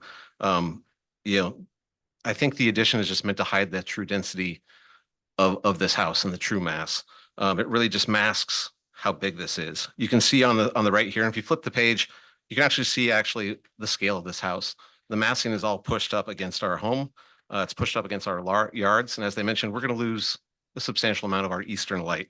It's really imposing. And every portion of this is going to be above our roofs. If you flip the page, I just wanted to show perspective if you haven't been out there. These orange lines kind of denote where our patios are. We have a modest house. It's about 1,500 square feet, which is much more appropriate for this neighborhood. And so this is going to completely shadow our eastern light the entire time. We have a front patio. I think a lot of people, we use it as our living room. And it's going to be completely shaded for over half the day. The back, we have a small patio as well, small deck. We're a little less concerned there, but you can see there's a big window looking right into it. And there's also, it's just massively out of scale. If you flip the page, there's a rendering in the elevations. I think it's on a sheet A3.4. It really nicely shows all these trees that are on the lot. And frankly, none of these exist. Like the truth is there is one heritage oak, and it's right near the light well we were just talking about. It's actually a heritage oak on our property. It sits, it's almost adjacent to the fence. I've kind of noted it here on the next page that has the big 6 on the bottom. None of these trees exist that are there, just this heritage oak. And in the arborist report, it notes that this oak goes its critical root zone goes 9 feet away from its trunk. So they're going to be cutting 6, as they're allowed, within the 6-foot setback, which is going to cut 3 feet of critical root zone. The only other tree that's here is actually there's a nice 35-foot tall redwood. It's not heritage, but that's natural privacy, and that's going to be removed. So they say they're going to plant several oaks. I mean, none of those are going to be substantial enough to mask any of this mass in my lifetime. So on this next page, you can actually see where those are. I highlighted them in a yellow circle and then a blue circle, so you can really see what those root zones are. And then lastly, on these pages too, we just want to show some renderings of how this, there were some beautiful renderings, and I applaud the architect's work, but this is really how the story poles are going to impact us. You can see on these last 2 pages, right now we enjoy nice natural light coming in. Instead, we're going to see a massive box, just a wall. So I understand from the street they're trying to reduce mass, but they're pushing all this mass directly up and right along our property line, and it's going to just completely dwarf and hide our house with these renderings. And the last one is even like we have some tall, I think they're called clerestory windows or celeststory windows. I mean, all that light's gone. It's going to be in a tunnel. So I think we just wanted to share those to really give you a perspective, because I really think those comments are inaccurate that were shared before. The addition, we would have to come before design review again to get it approved. There's no plans to do this addition. So I had a few other remarks here. Is like, I think the applicants really want to build a home that's just too big for this lot. The lot's 5,400 square feet. They want to do something that's considerably larger. And it's really out of scale with the prevailing scope of the neighborhood. I appreciate the staff's work. They really helped us get an accurate view of these plans, and make sure they were right. but unfortunately, Alex, I could not disagree more with your conclusions. I really don't know how you could make findings to approve this as it stands right now. Like I said, it's a 3,443 square foot home. As Carlo mentioned, like if you add an ADU, which they're completely free to do, that's going to boost the square footage up to 4,200 plus. That's enormous on a 5,400 square foot lot. You know, I think the code was really carefully crafted to promote, community, to make things similar sizes, to set them back from the streets in orderly ways, really to protect neighborhoods. But this is asking to go factors of 2 and 3 above what Larkspur code allows. And I think that's partly, this is a new build. The last home was 0.381, and it got there over many years of renovations and things. If you're starting from scratch, I think you should really be able to adhere to the guidelines a little bit more true to what they are. So if built, I looked at kind of the homes that are directly on Francis Avenue, because as Carlo mentioned, the neighborhood gets drastically different after you go beyond Briar. The lots are bigger. They can take big homes. If built, this would be the second largest home on the second smallest lot on Francis Avenue. You'll find that in the study. The only 2 homes that are bigger are both on 14,200 square foot plus lots. So the lots are almost 3 times bigger, or actually 2.5 times, I'm sorry. That can accommodate a 3,000 square foot lot, or I'm sorry, 3,000 square foot home. A 5492 lot, it's just tiny. Like this does not belong there. I think, this is asking for a lot of entitlements, and really like our position is like, this isn't really a challenging lot. It should not be limited by anything else. You really just need to, design an appropriate structure and appropriate size for this lot. If you do that, you don't have to build the second biggest home on the second smallest lot and ask for, a variance for setbacks. You don't have to request an FAR exception of over, 2.5 times what it's supposed to be built. You don't have to push the wall right up against our home. You don't have to kind of really flirt with the height requirements of the code. Going right up to 30 feet when the average roof height, I think, is around 24 feet in the neighborhood. You don't have to cut so much, fill out of the hillside. You don't have to cut dangerously close to this nice old oak tree that we have just to preserve your redwood. You really don't have to create an imposing multi-story building because it is 3 stories. There are no other 3-story buildings. From the street, you see a garage, you see the mid-level, the top level. So we really don't think you have to do this if you take care to design a home that's within the character of the neighborhood, the size of the neighborhood, and it's kind of meets neighborhood averages. So my ask of you is, this is a tear down new build. So please, ask it to comply a little bit more with the code. Less of a loose interpretation. I'll wrap up right here. Yeah, Please take a much stricter approach to FAR guidance and the total square footage, knowing that an ADU could be built at any time. This could be massive when that happens. And please protect our neighborhood from overbuilding. Like the average FAR on this street is 0.25. The average size of square footage on Francis is 2092. Like, why do you need to be over it by twice? So we would ask you to please choose option 2. I know you have a few things you can motion. Choose option 2 and please guide the applicants, to design a more appropriately sized home that's much more compatible with the neighborhood and the neighbors. It doesn't need to be this big. So thank you. Thank you very much for your Sure. comments. Okay. Right.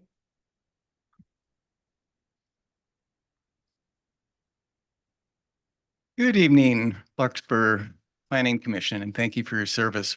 My name is Kirk Bergstrom. I've lived at 65 Francis Avenue, which is across the street with a slight angle from the applicant's site. I have lived there since 2011 and have really witnessed a thoughtful evolution of the homes in the neighborhood, both remodels and tear downs. For me, the scale and character of a neighborhood is an idea that I really value and cherish. And I've been very impressed with the way the Larkspur design guidelines have supported that. I think it's something that everyone in Larkspur should be very proud of. My wife and I share with a number of the neighbors you hear. There have been 9 dissenting letters. The basic finding that this home as proposed is out of scale with the neighborhood. And we think it is too big, too tall. We're concerned about the amount of soil being removed. And we're concerned about the way it's impacting the neighbors, particularly Todd and Katie, who you've just heard about their situation. The bottom line is from the street, from our front yard, from our second floor, there's a huge amount of greenery and sky that disappears because of the size of this house. It will be by far the largest one on the street. And I think we can do better than that. I've submitted a letter with some specific suggestions and recommendations. I do think the FAR should be much closer to 2.6 or 2.5 as you've heard is sort of the average on the street. There's a little bit of smoke and mirrors with the, amount of square footage that's underground, which does in fact make it a 3-story house. And also would push that FAR, as I think was set up to about 6.2. So I think all that really does need to be considered. I have done studies in the past, as have other neighbors, about the average roof height in the neighborhood. Turns out it's about 24.3 feet. The highest roof height in the neighborhood is 26.4 feet. So that is the scale and character of the neighborhood right now. And this house is much larger than that. Have any of you on the commission visited the site and seen the story poles? I'm curious. Yes, I was actually there today. Great, great. Yeah, I think that's a really important perspective to actually see how high the house will be, the mass of it, et cetera. So I'm very happy and thankful that you've done that, because I think that's an And important I think thing. I'm not the only one. Yeah, I that's think great. we all went. That's great, yeah. Okay. Yeah, And we so make a point of visiting all the sites. So Yeah, we thank do you. that. Yeah. Just wanted to make sure. We- Yeah, so, I think in closing, a couple points. One, this feels like a very rushed process. I can tell you that we first learned about the project less than 2 weeks ago. We did not receive a notice from the planning department that there was something in the works, so it was a very late discovery. The homeowners reached out to us about 9 days ago. The first time we could meet with them was Saturday, October 19th, just 2 days before, with the revisions to the plans and the story poles. And here we are today on October 22nd. I think a tenet of good planning is that those that are most affected by the proposed design have time to consider it, to discuss it with the applicant, to discuss it among the fellow neighbors. We have not had that time. This is a very, very rushed schedule, and I think that is unfortunate. The other thing I wanted to shed a little light on is I thought there were some very probing questions about the downstairs unit and the bathroom and the potential use of that. I can tell you that the applicant told me on Saturday, when they shared their plans, that they wanted that downstairs area to be a living space for their parents, that they were considering putting an elevator in that would allow those parents to go up to the higher stories. So I'm not sure you're getting the completely straight scoop here. And I think that for us is part of the issue, is that the applicants have not been entirely straightforward with the other neighbors. With that being said, I urge you to require some modifications that does bring this into the scale and character of the neighborhood. Thank you. Thank you very much. Do we have any other comments?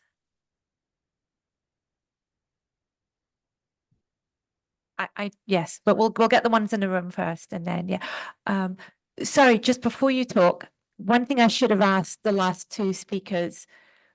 Were you two part of the group, the 11 neighbors that had a chance to meet with the applicants? Not together. I grew up with them twice. You did.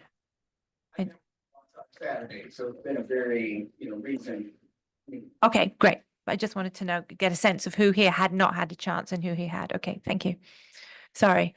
Okay, that's all right. I'm Nick Joseph. I'm at 20 Briar, a couple doors down from the site. We think the architectural plans look great in approval of this. We have, as you just saw, the 3 young kids. We're not too concerned about that street. There's plenty of room for 2 cars to get by.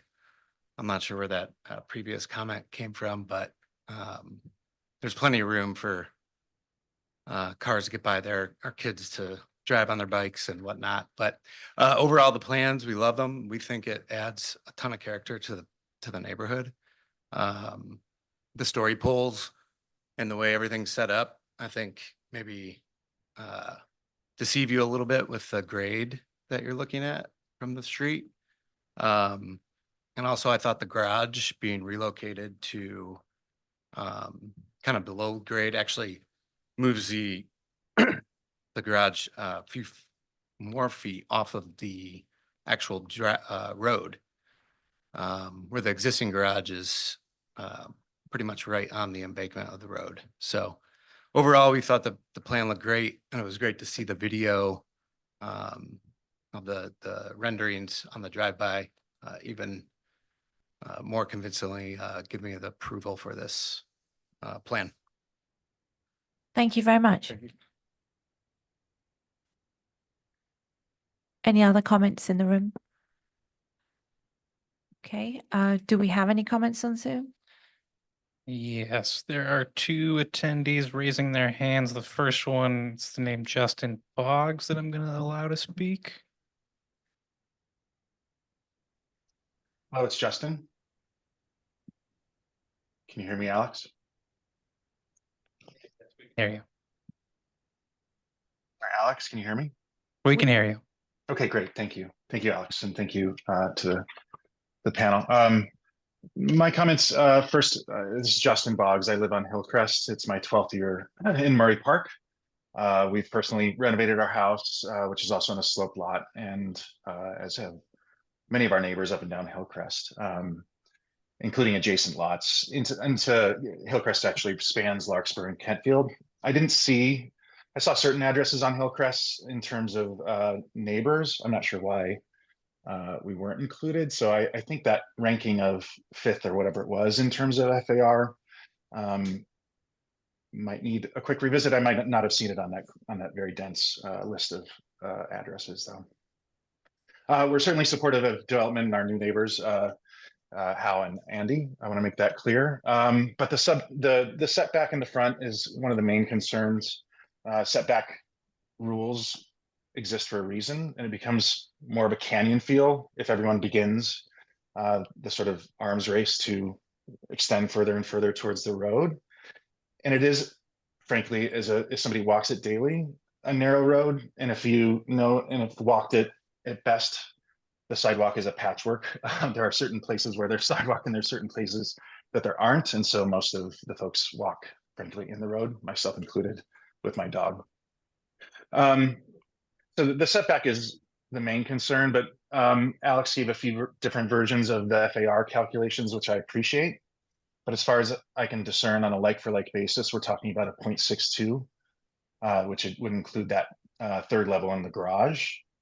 And so just quantitatively, and I just want to speak about my own lot, that would put my ability to build at something like 5,700 square feet. And on a proportional basis, with an ADU puts me towards something like between 6,000 and 7,000.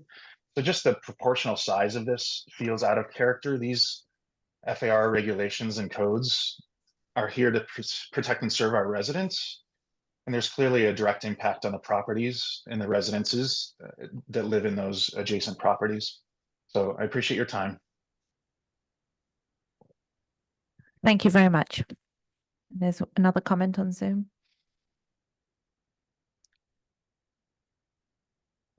Yes, the next hand up is Katie Johansson Tabor. Should be able to speak now. Yes, hello, can you hear me? Yes. Okay, great, thank you.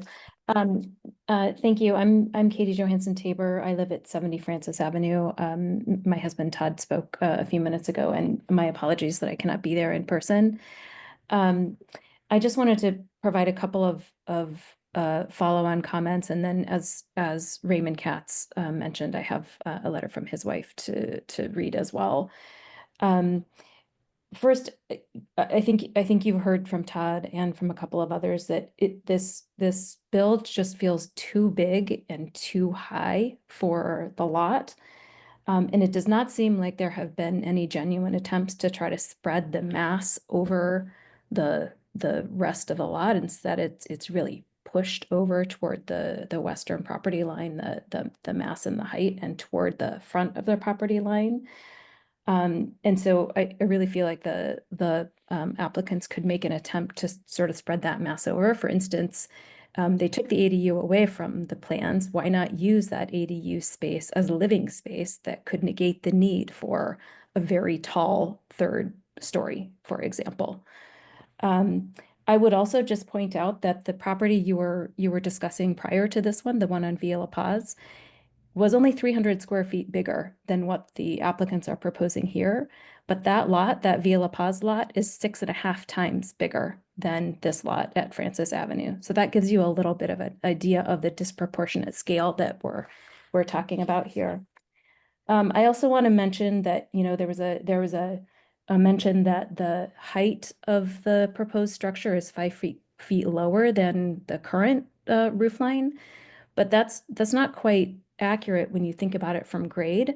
The height has been pushed forward to the front of the lot. So it is much higher from grade than the current structure is. The high point of the current structure is way back toward the back of the lot. So it's not creating that very tall mass in front. So as my husband said, I just ask you to please not set this alarming new precedent of allowing such a large amount of square footage on a very small lot. Okay, and if I may, I've been asked by June Masalbas to read some comments from her as well. Sure, we'll take that as a second comment. So Okay, additional great. 3 minutes. Thank you. Okay, great. Yes, so June lives at 79 Francis, as her husband Ray mentioned, and says, we live across the street from 64 Francis Avenue and have owned our home for 27 years. We value the small community we have come to love in Murray Park. That closeness has built with respect to our neighbors and the impact it will have when changes are made to our homes. First, I would like to express my displeasure that these plans have been changed since I was originally provided with information via the U.S. Postal Service. I had written an entire letter to you regarding my concerns, only to find out through a neighbor that the plans have changed. It has not given me the time to fully look at the current plans and their impact. So this is my second draft, but it is not sufficient time for the community to respond. Having said that, I am very concerned about the size of the home proposed on the lot that has a severe slope. The reason the current home is so small on that lot is due to the FAR being 0.163 or 895 square feet. There is not adequate space to place a 3,443 square foot home onto that lot. The proposed FAR of 0.381 is about 2.5 times of the allowed size and completely unacceptable. The height is overwhelming and would limit the light to both homes on either side. The size, height, and face of the home are not at all in keeping with the neighborhood, since most are 1 or 2 story homes and relatively small in perspective. I am concerned about the quantity of soil being removed at 680 cubic yards and that this may impact the stability of the hillside. The driveway is already very steep, and the variance of setbacks needed to accommodate such a huge home to reduce it to 15 feet is also unacceptable. A setback of 20 feet is designed to protect all involved. I also object to an 8-foot fence, which is 2.5 times allowed. It creates a feeling of being walled off from everything around you, further lessening the whole feeling of community, which is inclusive. It is clear to me that the new owners are not looking at the neighborhood that they are moving into and the impact it has on everyone around them. I see no redeeming value in plans that are 2.5 times the size allowed. Best regards, June Masalbas. Thank you. Do we have any other comments on Zoom? There are no other hands raised. Okay. Okay, do we have any questions for the applicant or staff, having heard all the comments, or should we just bring it back? Yeah, you do. Okay. Okay, we'll do that then. So, Commissioner Hull.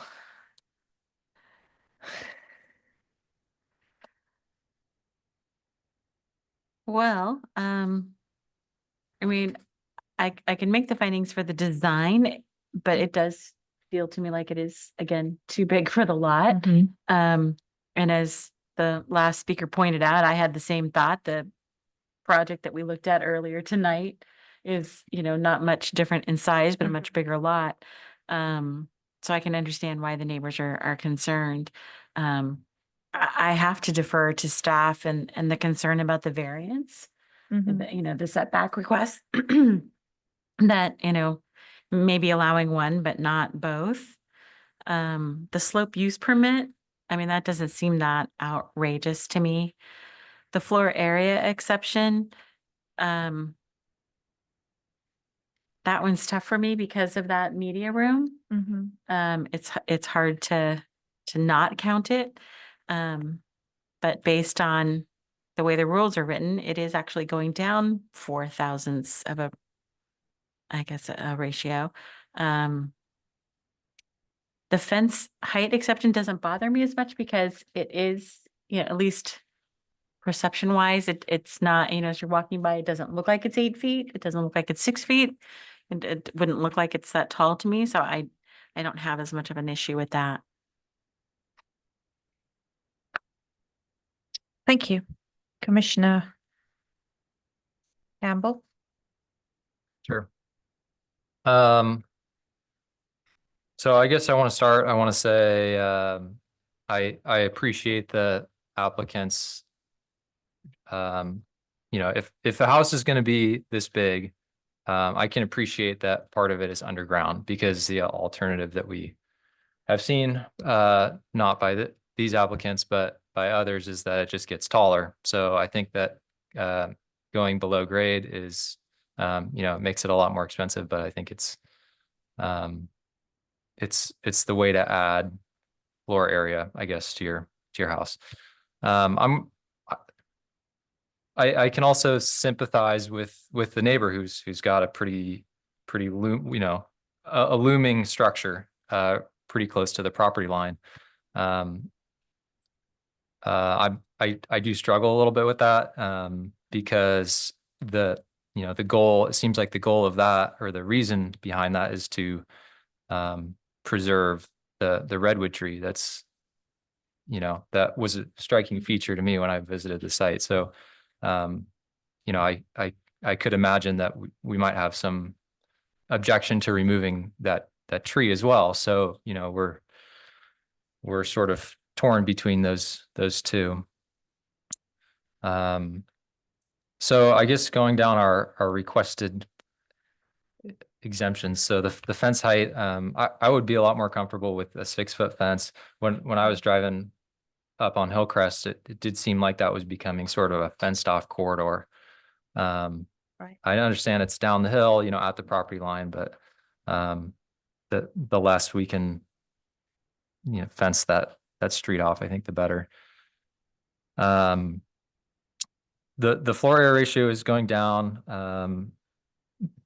but it is going to be a big house. But like I said, part of it's below grade, so yeah. I mean, I do kind of wish it was spread out a little bit more to not be quite as tall. Slope use permit, like I said, going below grade seems like a good idea at the site, reducing the overall effect from the street. So I can make that finding. I would rather just have one setback. The site has 2 front yards. So I think we could consider one the backyard, for all intents and purposes, but having 2 backyards doesn't seem quite right. In terms of like the overall design, I think it's a nice design, but I do think that we could make some modifications to, maybe reduce the impacts on the neighbor, or reduce the overall impact from the front. I guess that would be from Francis. Thank you. Would you like to go next? Commissioner Swisher? Certainly. Well, this is a very, because when I visited, I was thinking from the perspective of Katie and I forget your name. Todd. Todd. I looked at sort of that perspective and I was like, yeah, that's going to be a problem. Because it is imposing on your house and it's significant. What I wasn't able to appreciate was the interior view that you have here. This one on page, whatever page that is. It's okay. I mean, that's pretty, yeah, Have you shared these with the applicant? yeah. Yeah. Okay. So that's not great. And I mean, I could see that that could be very concerning and upsetting to you. You know, again, as I said on the La Paz thing, I think people should be able to build what they want, but they should have some input from the neighbors about what would be overly imposing. And I think for La Paz on that such a large lot, a house of this size is not. On this lot, it's a small lot, and that's a lot of fill. That is a tremendous amount of cubic yards of dirt to take out of that hillside.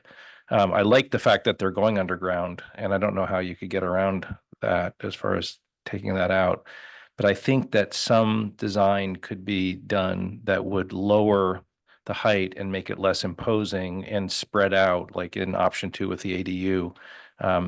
So I think what I would like to see is, you know, for people to get along, neighbors to get along and kind of come to some agreement as to what is good design and what also fulfills the needs of a young family that really does deserve to have a nice house and be able to raise their children in a really great spot. I raised my 3 children here, and I was very appreciative of the fact that, you know, when we did our design, that our neighbors and I got along pretty well, but it took a couple iterations. It wasn't right off the bat. And so I guess I would probably vote to continue this and have a little bit more time for some input from the neighbors to try to figure out a design that is a little bit more reasonable given the size of the lot. So. Thank you. Commissioner Wagstaff. Yeah, I would also love to see a young family move in. I think it's great. I think it's a lot of house on a fairly small site. I think there are ways, you know, if you, I think there are ways to find the 15, 20-foot front yard setback and leave the backyard at 15 feet. And having to do with just pushing that main floor back. But I think it needs a little more work. It's really, it's a very big house, but a lot of it's buried. So visually, I think it's close visually. I like much of the design. So I would hope they could reduce the size and maybe accomplish the front yard setback requirements. And maybe there's a way to work with the neighbor a little bit in terms of the view corridors too.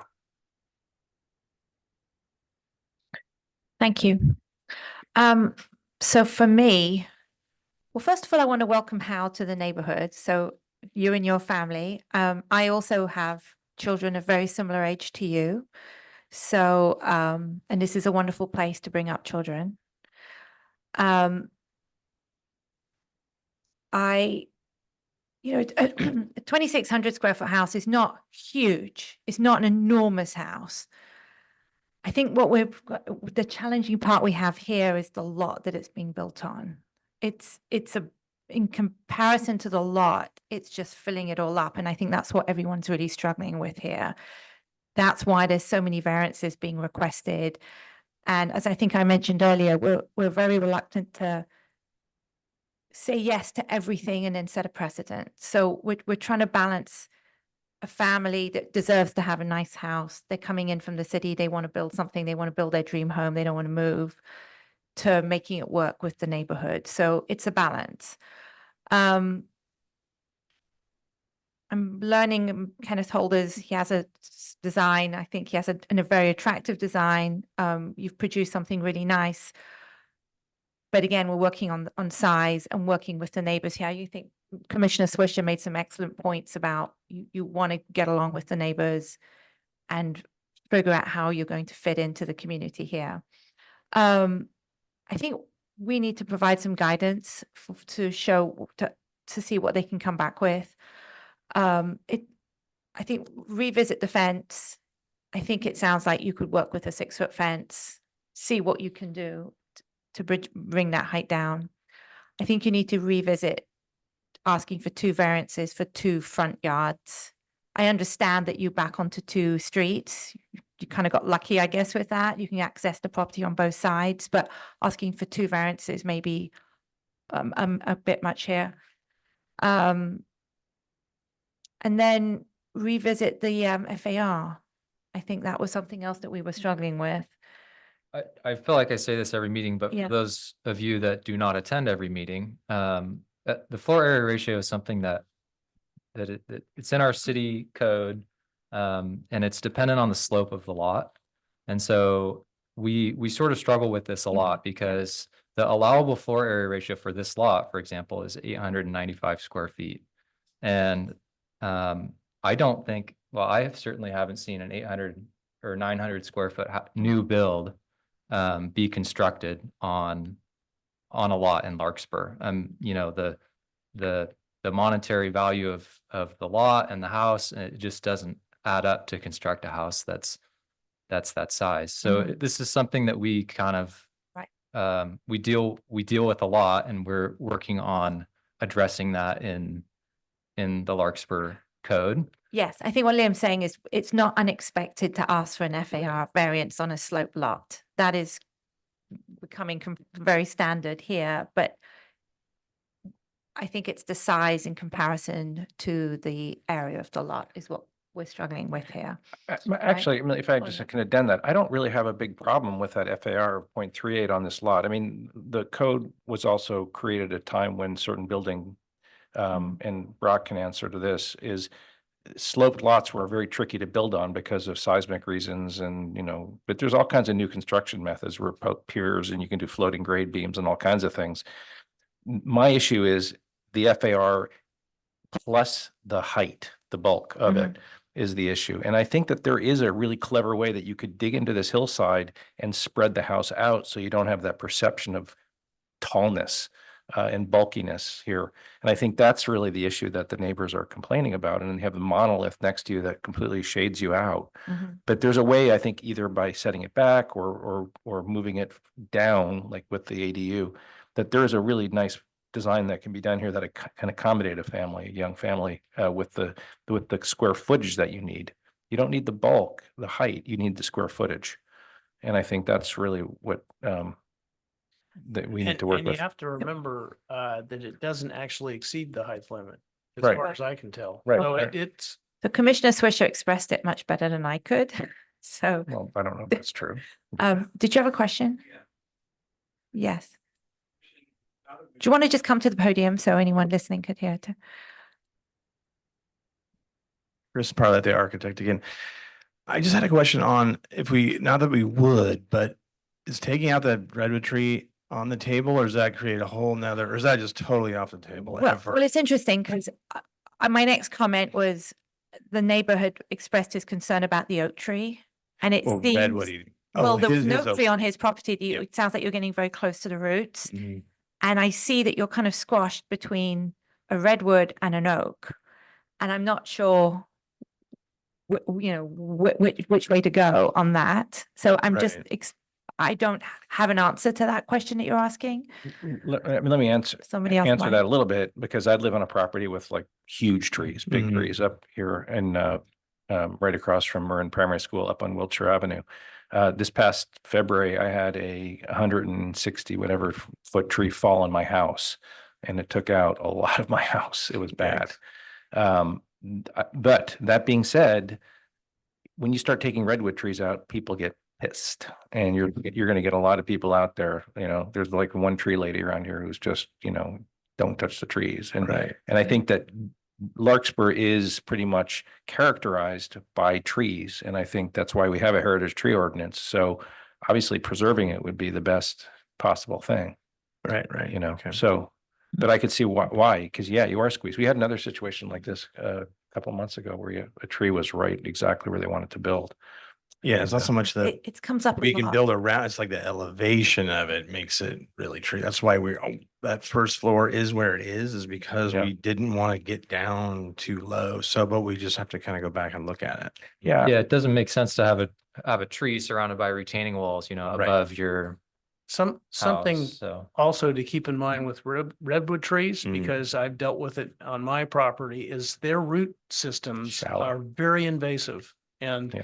my neighbor's giant redwood tree put roots all the way from the middle of his yard under my house. Mm. And he eventually took it down, and it was probably 3.5 feet in diameter. So what are you suggesting, that you would request to take the redwood down and then build a different? Well, I just was What do you- wondering the process of if we wanted to take it out to, redesign. I didn't know what the process or how difficult. It sounds like it's a no. No, you can. non-starter. You can apply for a heritage tree, Yeah. tree removal thing. And it is something, I mean, like, as Brock said, redwood trees are, they're big. Yeah. But they have a shallow root system and they don't have no tap. Yeah, should we clarify with staff how that would work? Is Oh, I that was what you're gonna going to come to say? you with a separate comment. Sorry, if you, No, you were indicating you had a comment, so. Ready? tangentially related to direction that the commission is going to give them, but if you had a question for me, I can. No, field that because it first. sounds, I mean, it sounds like that might be an option that, but you want to keep the tree? Are you the husband? You're the husband, okay. yeah. So maybe you need to talk to your architect and talk about that. So If- go ahead, if- Alex. If I mean, I it's a might, I beautiful think. tree. It is a beautiful tree. It's a yeah. beautiful tree, yeah. I think I would ask the commission for some feedback and maybe some more direction from the applicant because they do have this tree on the property Yeah. and they also have a smaller lot. And I know we've heard a comment about spreading the mass around and putting living space where that ADU was proposed. Could the commission provide its feedback on, would it support a further reduction to a setback variance to spread the mass of the home towards the front of the lot or towards the rear of the lot? That would preserve the tree. Do you follow what I'm Yeah, saying? yeah, absolutely. I think, yes, I would. Okay. I mean, provided that it doesn't have this bulky sense right on, like someone mentioned the word canyon.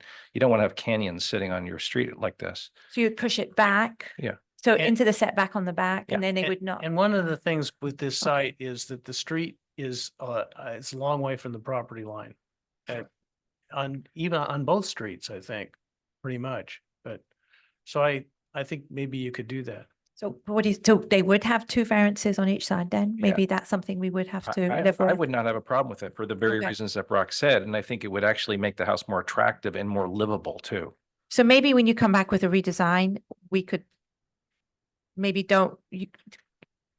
keeping the two variances on the front and back, Yeah. maybe the only way to go. So I would be open to that if that worked for a house. There a comment in the back? Yeah, I just wanted to say. Can you come to the front? Thank you. First of all, I'm very encouraged by the dialogue among the commissioners and with the audience. I think the basic principle here is we want Andy and Hal to have a dream house. We also want it to fit within the scale and character of the community. So I think the notion that we have some extended time to talk among ourselves, to look at alternative plans. I think anything should be on the table. Take out the redwood, change the variances, whatever.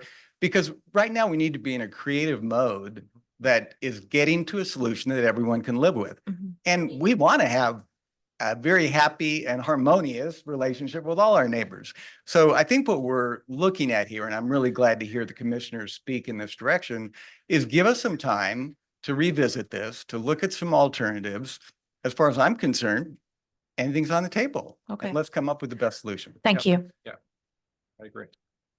All right, we should, I make- just wanted to ask, do you want to give any direction on like ceiling heights? Because they are proposing 12-foot ceiling heights in the main area, which is rather tall compared to this. Actually 14 foot too, according to Yeah, so Ken. it would be, I just would like to give them as much direction as possible so they don't just come back with something similar if you aren't pleased with Well, that. the direction I would give is to try to increase the footprint and lower it and make it less monolithic for the neighbors on the side so that they're, and then potentially figure out a way to preserve the view corridor and the eastern light a little bit on the neighbors immediately next to it.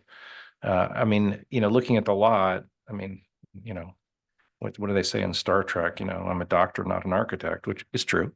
But it seems like there's a way that this could be done that's really aesthetically pleasing and harmonious with the lot and with the needs of the neighbors. I do think that the ceiling heights are too tall. I mean, in the previous one, dropping at 9 inches to me didn't make any sense at all because you'd never even notice. But dropping at 4 feet would still give you 10-foot ceilings, and that's really a pretty nice ceiling in a house, Okay. in my opinion. Especially on a lot this size. You're looking for more But that's I think specific that's good direction as direction, opposed just to- because okay. I want them to have good direction about like how to reduce the mass so they don't return with 14 feet. Fortunately, 4 out of the 5 of us are not architects, so we struggled in telling them, and we don't want to design the house for them. But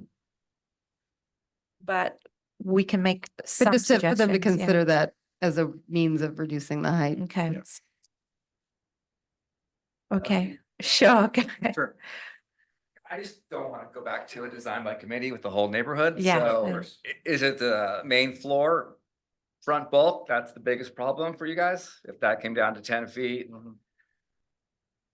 And we move the top floor back, away from the backyards, we get rid of that rear yard variance, is that what we want to do, or? Cause I don't want to have a discussion with everyone has different ideas, Right. So. Well, you know what, he just asked a question, so let the applicant, let us have a chance to respond, okay? So is it just the main floor roof height from the street is the most troublesome?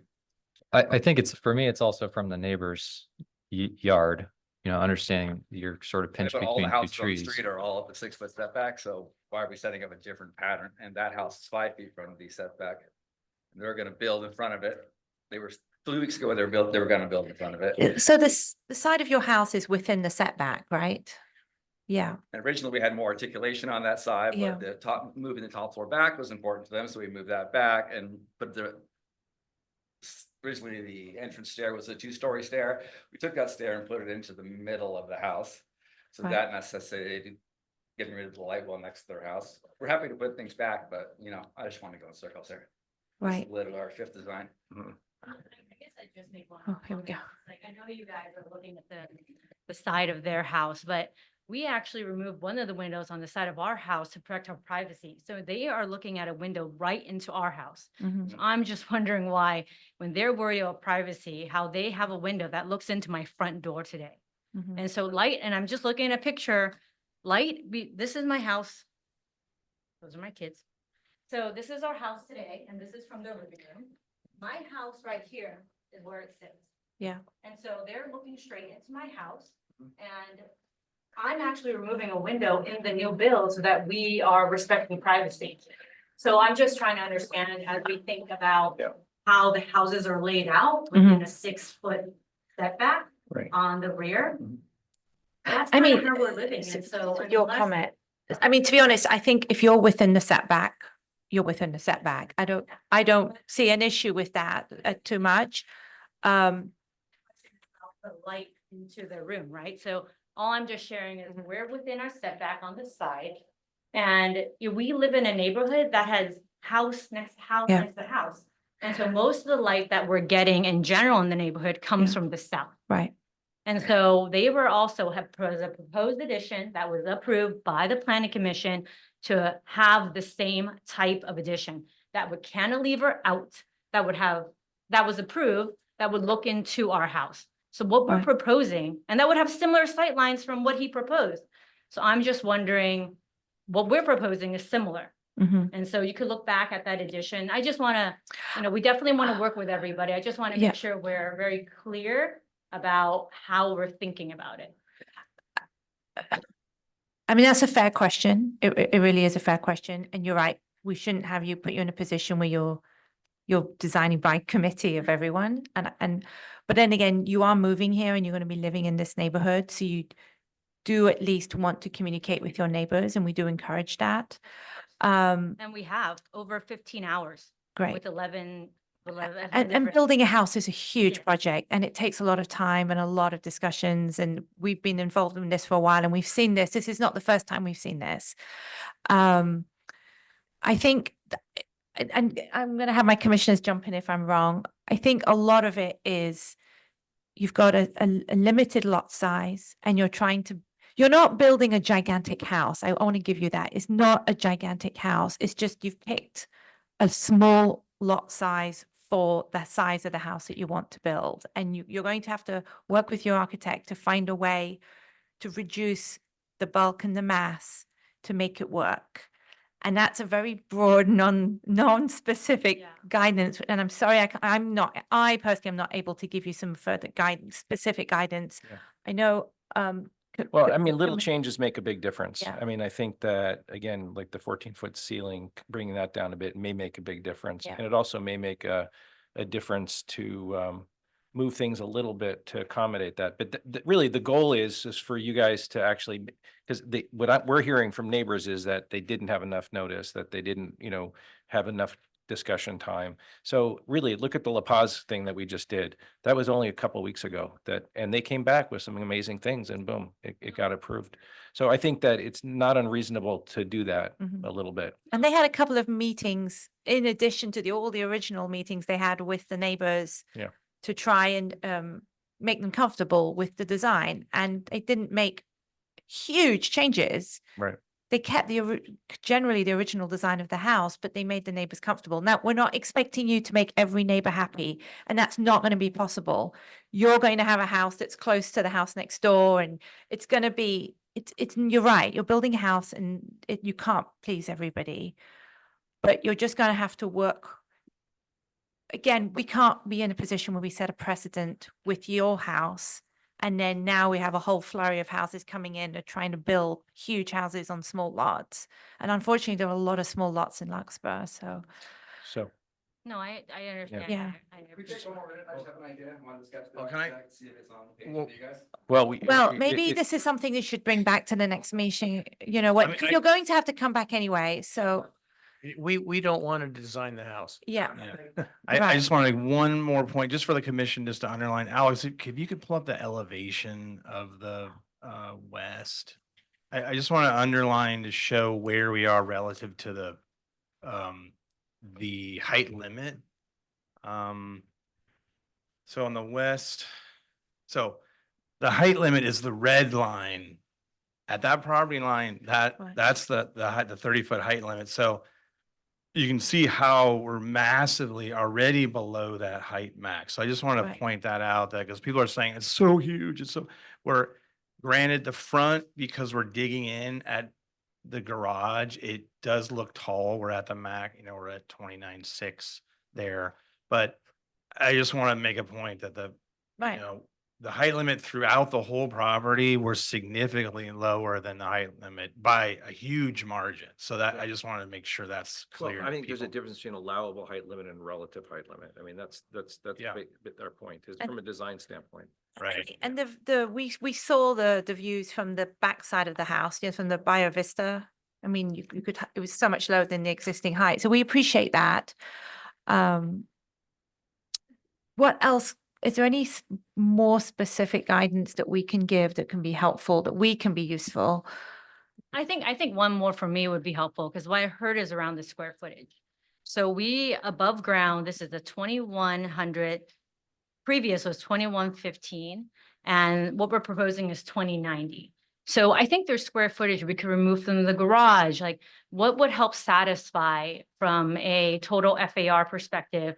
Because like a 2,093 square foot house above ground doesn't seem unreasonable. Right. Let me ask a So- question about that. And this may be a really terrible suggestion, but if they had to change their media room to a formal ADU, would that help in any way or not? Because the reason I ask that is because then it stops them building an ADU in the It future. doesn't prevent them from building a detached ADUs. You can, under state law, you could have them make that into an attached, and that would eliminate them coming back with an An attached additional- ADU yeah. and a detached Yeah, ADU. yeah. So that would take care of one ADU, but they still could come back for a detached ADU unless like they modify the plan and build some of their house in that area. Right. And if that way that if they wanted one of the grandparents or someone to put in there, that could, and you still get your room down there. So anyway, I But don't, that's not But they counted need in to the have floor area, right? egress out of that room. Yeah. If somebody's gonna actually live in that room, it needs egress. Right. Which means you need a light well.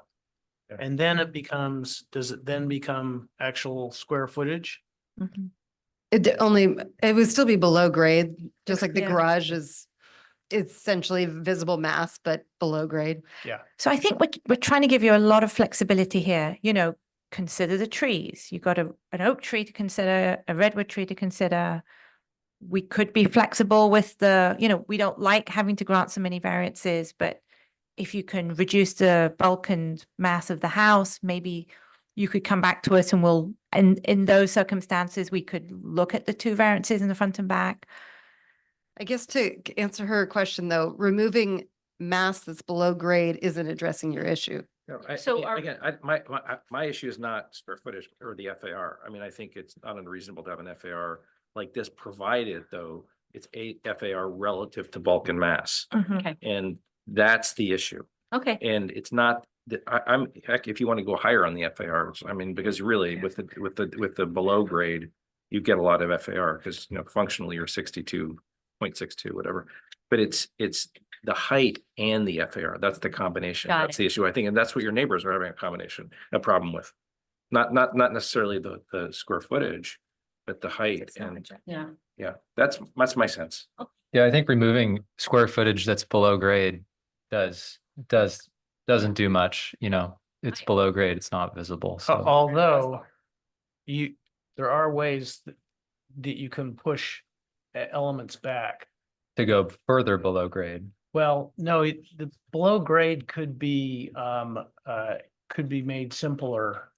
And that would reduce the above grade number. But anyway, I see, that's, okay. That's, you know, that's your Yeah. architect. We've seen this before and we've had architects and applicants go back, work with their architects and the neighbors and come back with really nice designs that we've then approved in a second meeting. The last one, for instance. Yeah, no, definitely. And, Yeah, You know, we just so- want you to know we're working with the neighbors. Yeah. And that's why we had a second set of redesigns Yeah. proposed right away. And I Mhm. think there's just a lot of constrictions, right? Restrictions with the big tree we want, and we Right. don't want to remove that. Yeah. We want to keep the beautiful natural. And we see this a lot Yeah. and you will get there eventually. It just might take more conversations and more time with the architect. Thank you. Unless this is a really crucial comment that has to be heard in tonight's meeting. Okay, Through the chair, really quick, I do just want to note that if we are going to reopen public comment, I I know. do want to note that there is a hand up in Zoom too. okay. You know what? Who has a comment here? 1, 2, and 1 on Zoom. 3 more comments and then we're gonna really close this and take it to, yeah. And I just wanted to, again, I'm Todd Tabor. I'm at 70 Francis. Yes. Which is, I shared the thing. And the reason I'm commenting, one is I have to go to the airport right now for a red eye to New York. So I'd say we do want to welcome to the neighborhood. And I appreciate the dream. Those dreams shouldn't supersede like our right to privacy, our light, those kind of things. They need to be compatible. That's all we're asking. So thank you for that. And thank you for considering it. Like the mass is just way too out of scale. So is the square footage. FAR does not tell the whole story. This is a massive home. If you can. We hear your comments and also, I do have to go. So yes, go have a safe happy ride to work with to you. New York. Um, You're not going to have a house that's going to be moved away and you're going to have some of your view blocked. I mean, you're going to acknowledge, you're going to have to live with we that. totally understand it. Yeah. We just like something that works for everyone. Okay. And right now this works for some people, but not the rest of the neighborhood. So I have to go, but All right, for thank this, you. all your work. Okay, Safe ride. comment number 2. So he has a redwood tree here. Yeah, This gentleman lives right here. yeah, We're shadowing that one, right? So me and the owner were talking about cutting this side of the house, the upper floor in, yeah, just like the way Larkspur likes it. yes, like, Yeah. there's a word for that, yeah. We call it a wedding cake. Yes. Yeah. That way we move the second level in on that side, the front in on that side, cantilever this toward the tree. You're sold. Thank you. Talk to the architect. Yeah, thank you. And give saves you a lot of money. Yeah. And then the comment on Zoom. Yes, so Daniel Orson, you can give a comment now. Hi there. Thanks for taking the last minute comment. I was tied up with kids during comment. I have spoken with Hal and the family about their house. I took time to do that and to give them guidance. What I'm struggling with is with the board in the directions that they are lacking in giving. The feedback that they gave to Carlo when he was building his house was incredibly clear that he could not take mass directly across the street. Carlo just spoke, sorry. So the house that was just recently built, it's built on 2 lots. I sent in a comment. It's nearly the same size as the house that's being proposed on a tiny lot. Carlo wasn't granted the ability to dig into the hill. He wasn't granted a lot of things that you're talking about. 14-foot ceilings are incredibly high. So I'm looking to the board to go back to the comments that they gave on a previous build directly across the street to reduce mass, to stay within FAR. I understand that we all want variances and grant a variance that is reasonable. There's nothing wrong with that. But to be able to build the 3rd largest house, square footage wise, FAR extension wise, on the 2nd to smallest lot does not seem to make a lot of sense.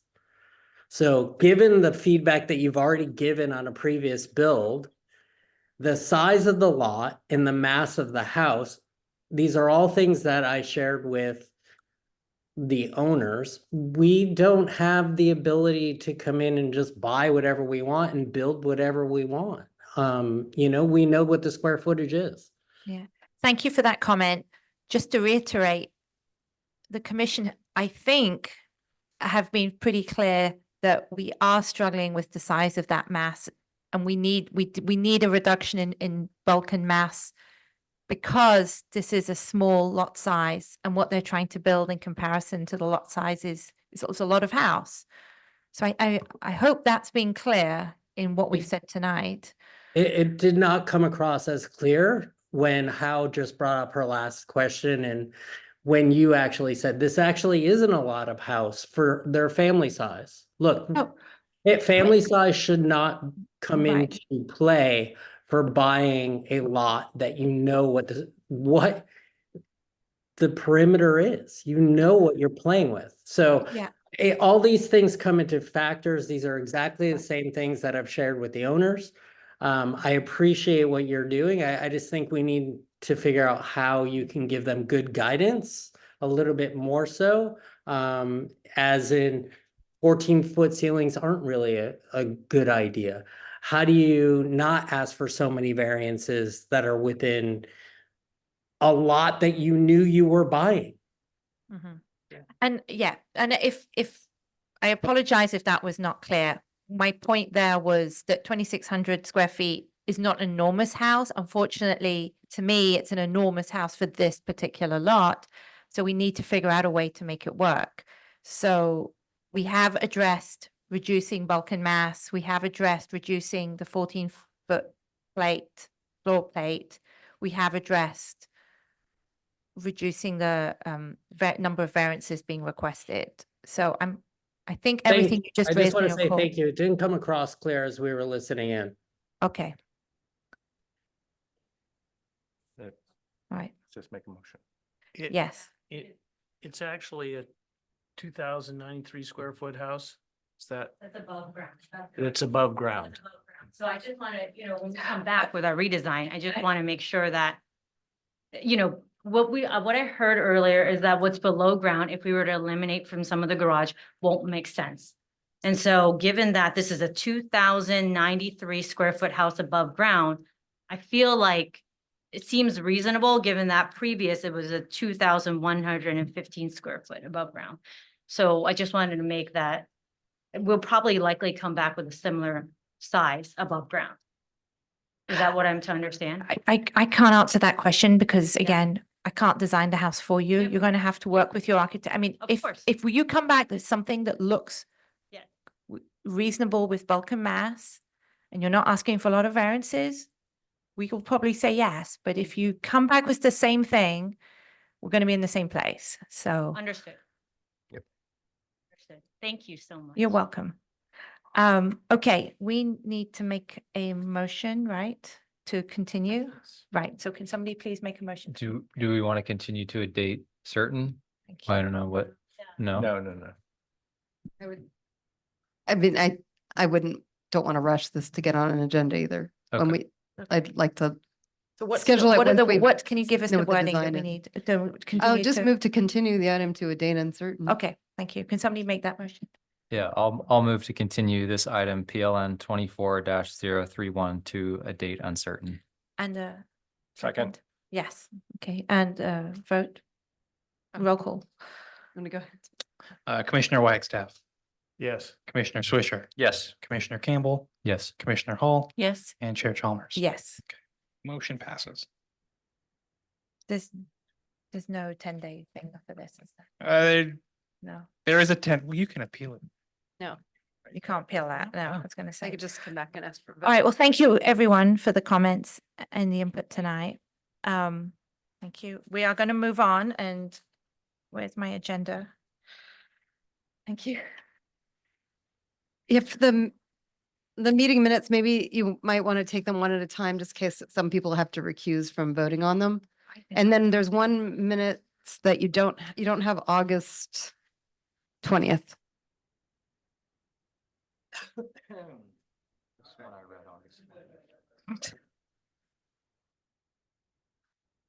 I did not read the minutes, so can we just skip that? They could be continued. There's a lot of them. Can we? There are a can we lot of just- them. Yeah, you could continue that. Yeah, let's just, are you okay with that if we continue the minute? I'm sorry. We don't need them for anything. One redwood would be the one that you might want to look if you didn't review it. If you want to, I missed 2 meetings, so you can do the 2 meetings if you want that I missed. Do you want to do that? It doesn't, whatever you. Do you want to I do mean, that? we've, Just get those done. Make a motion that we approve the minutes of August 13th, 2024. And August 24th and September 24th. And September 24th, since I chaired those two, and I think they were perfect meetings. And I was gonna second it, but. Okay, I'll second it. All right, good. All right, thank you. We'll continue the other one. wait, do we need to Um, vote on We it? have to vote Yeah. about approving the minutes. Commissioner Wagstaff, Yes. Commissioner Swisher. Yep. Commissioner Campbell, Yes. Commissioner Hall, and Chair Chalmers. Is abstaining. Okay. The motion go. passes Wasn't 4 that- ayes, 1 abstention. You don't like. There we go. And No, perfect. This I is make a sitting as motion a we- perfect meeting. continue the others. You can editorialize on your meetings if you'd like. Do we have any planning commissioners' reports? Sorry. Nope. Nothing? Nothing? Okay. That our housing element is now approved, right? Right. Wow. Well, thank you to Elise and Alex and all the staff for like all the yeah. work you put into that.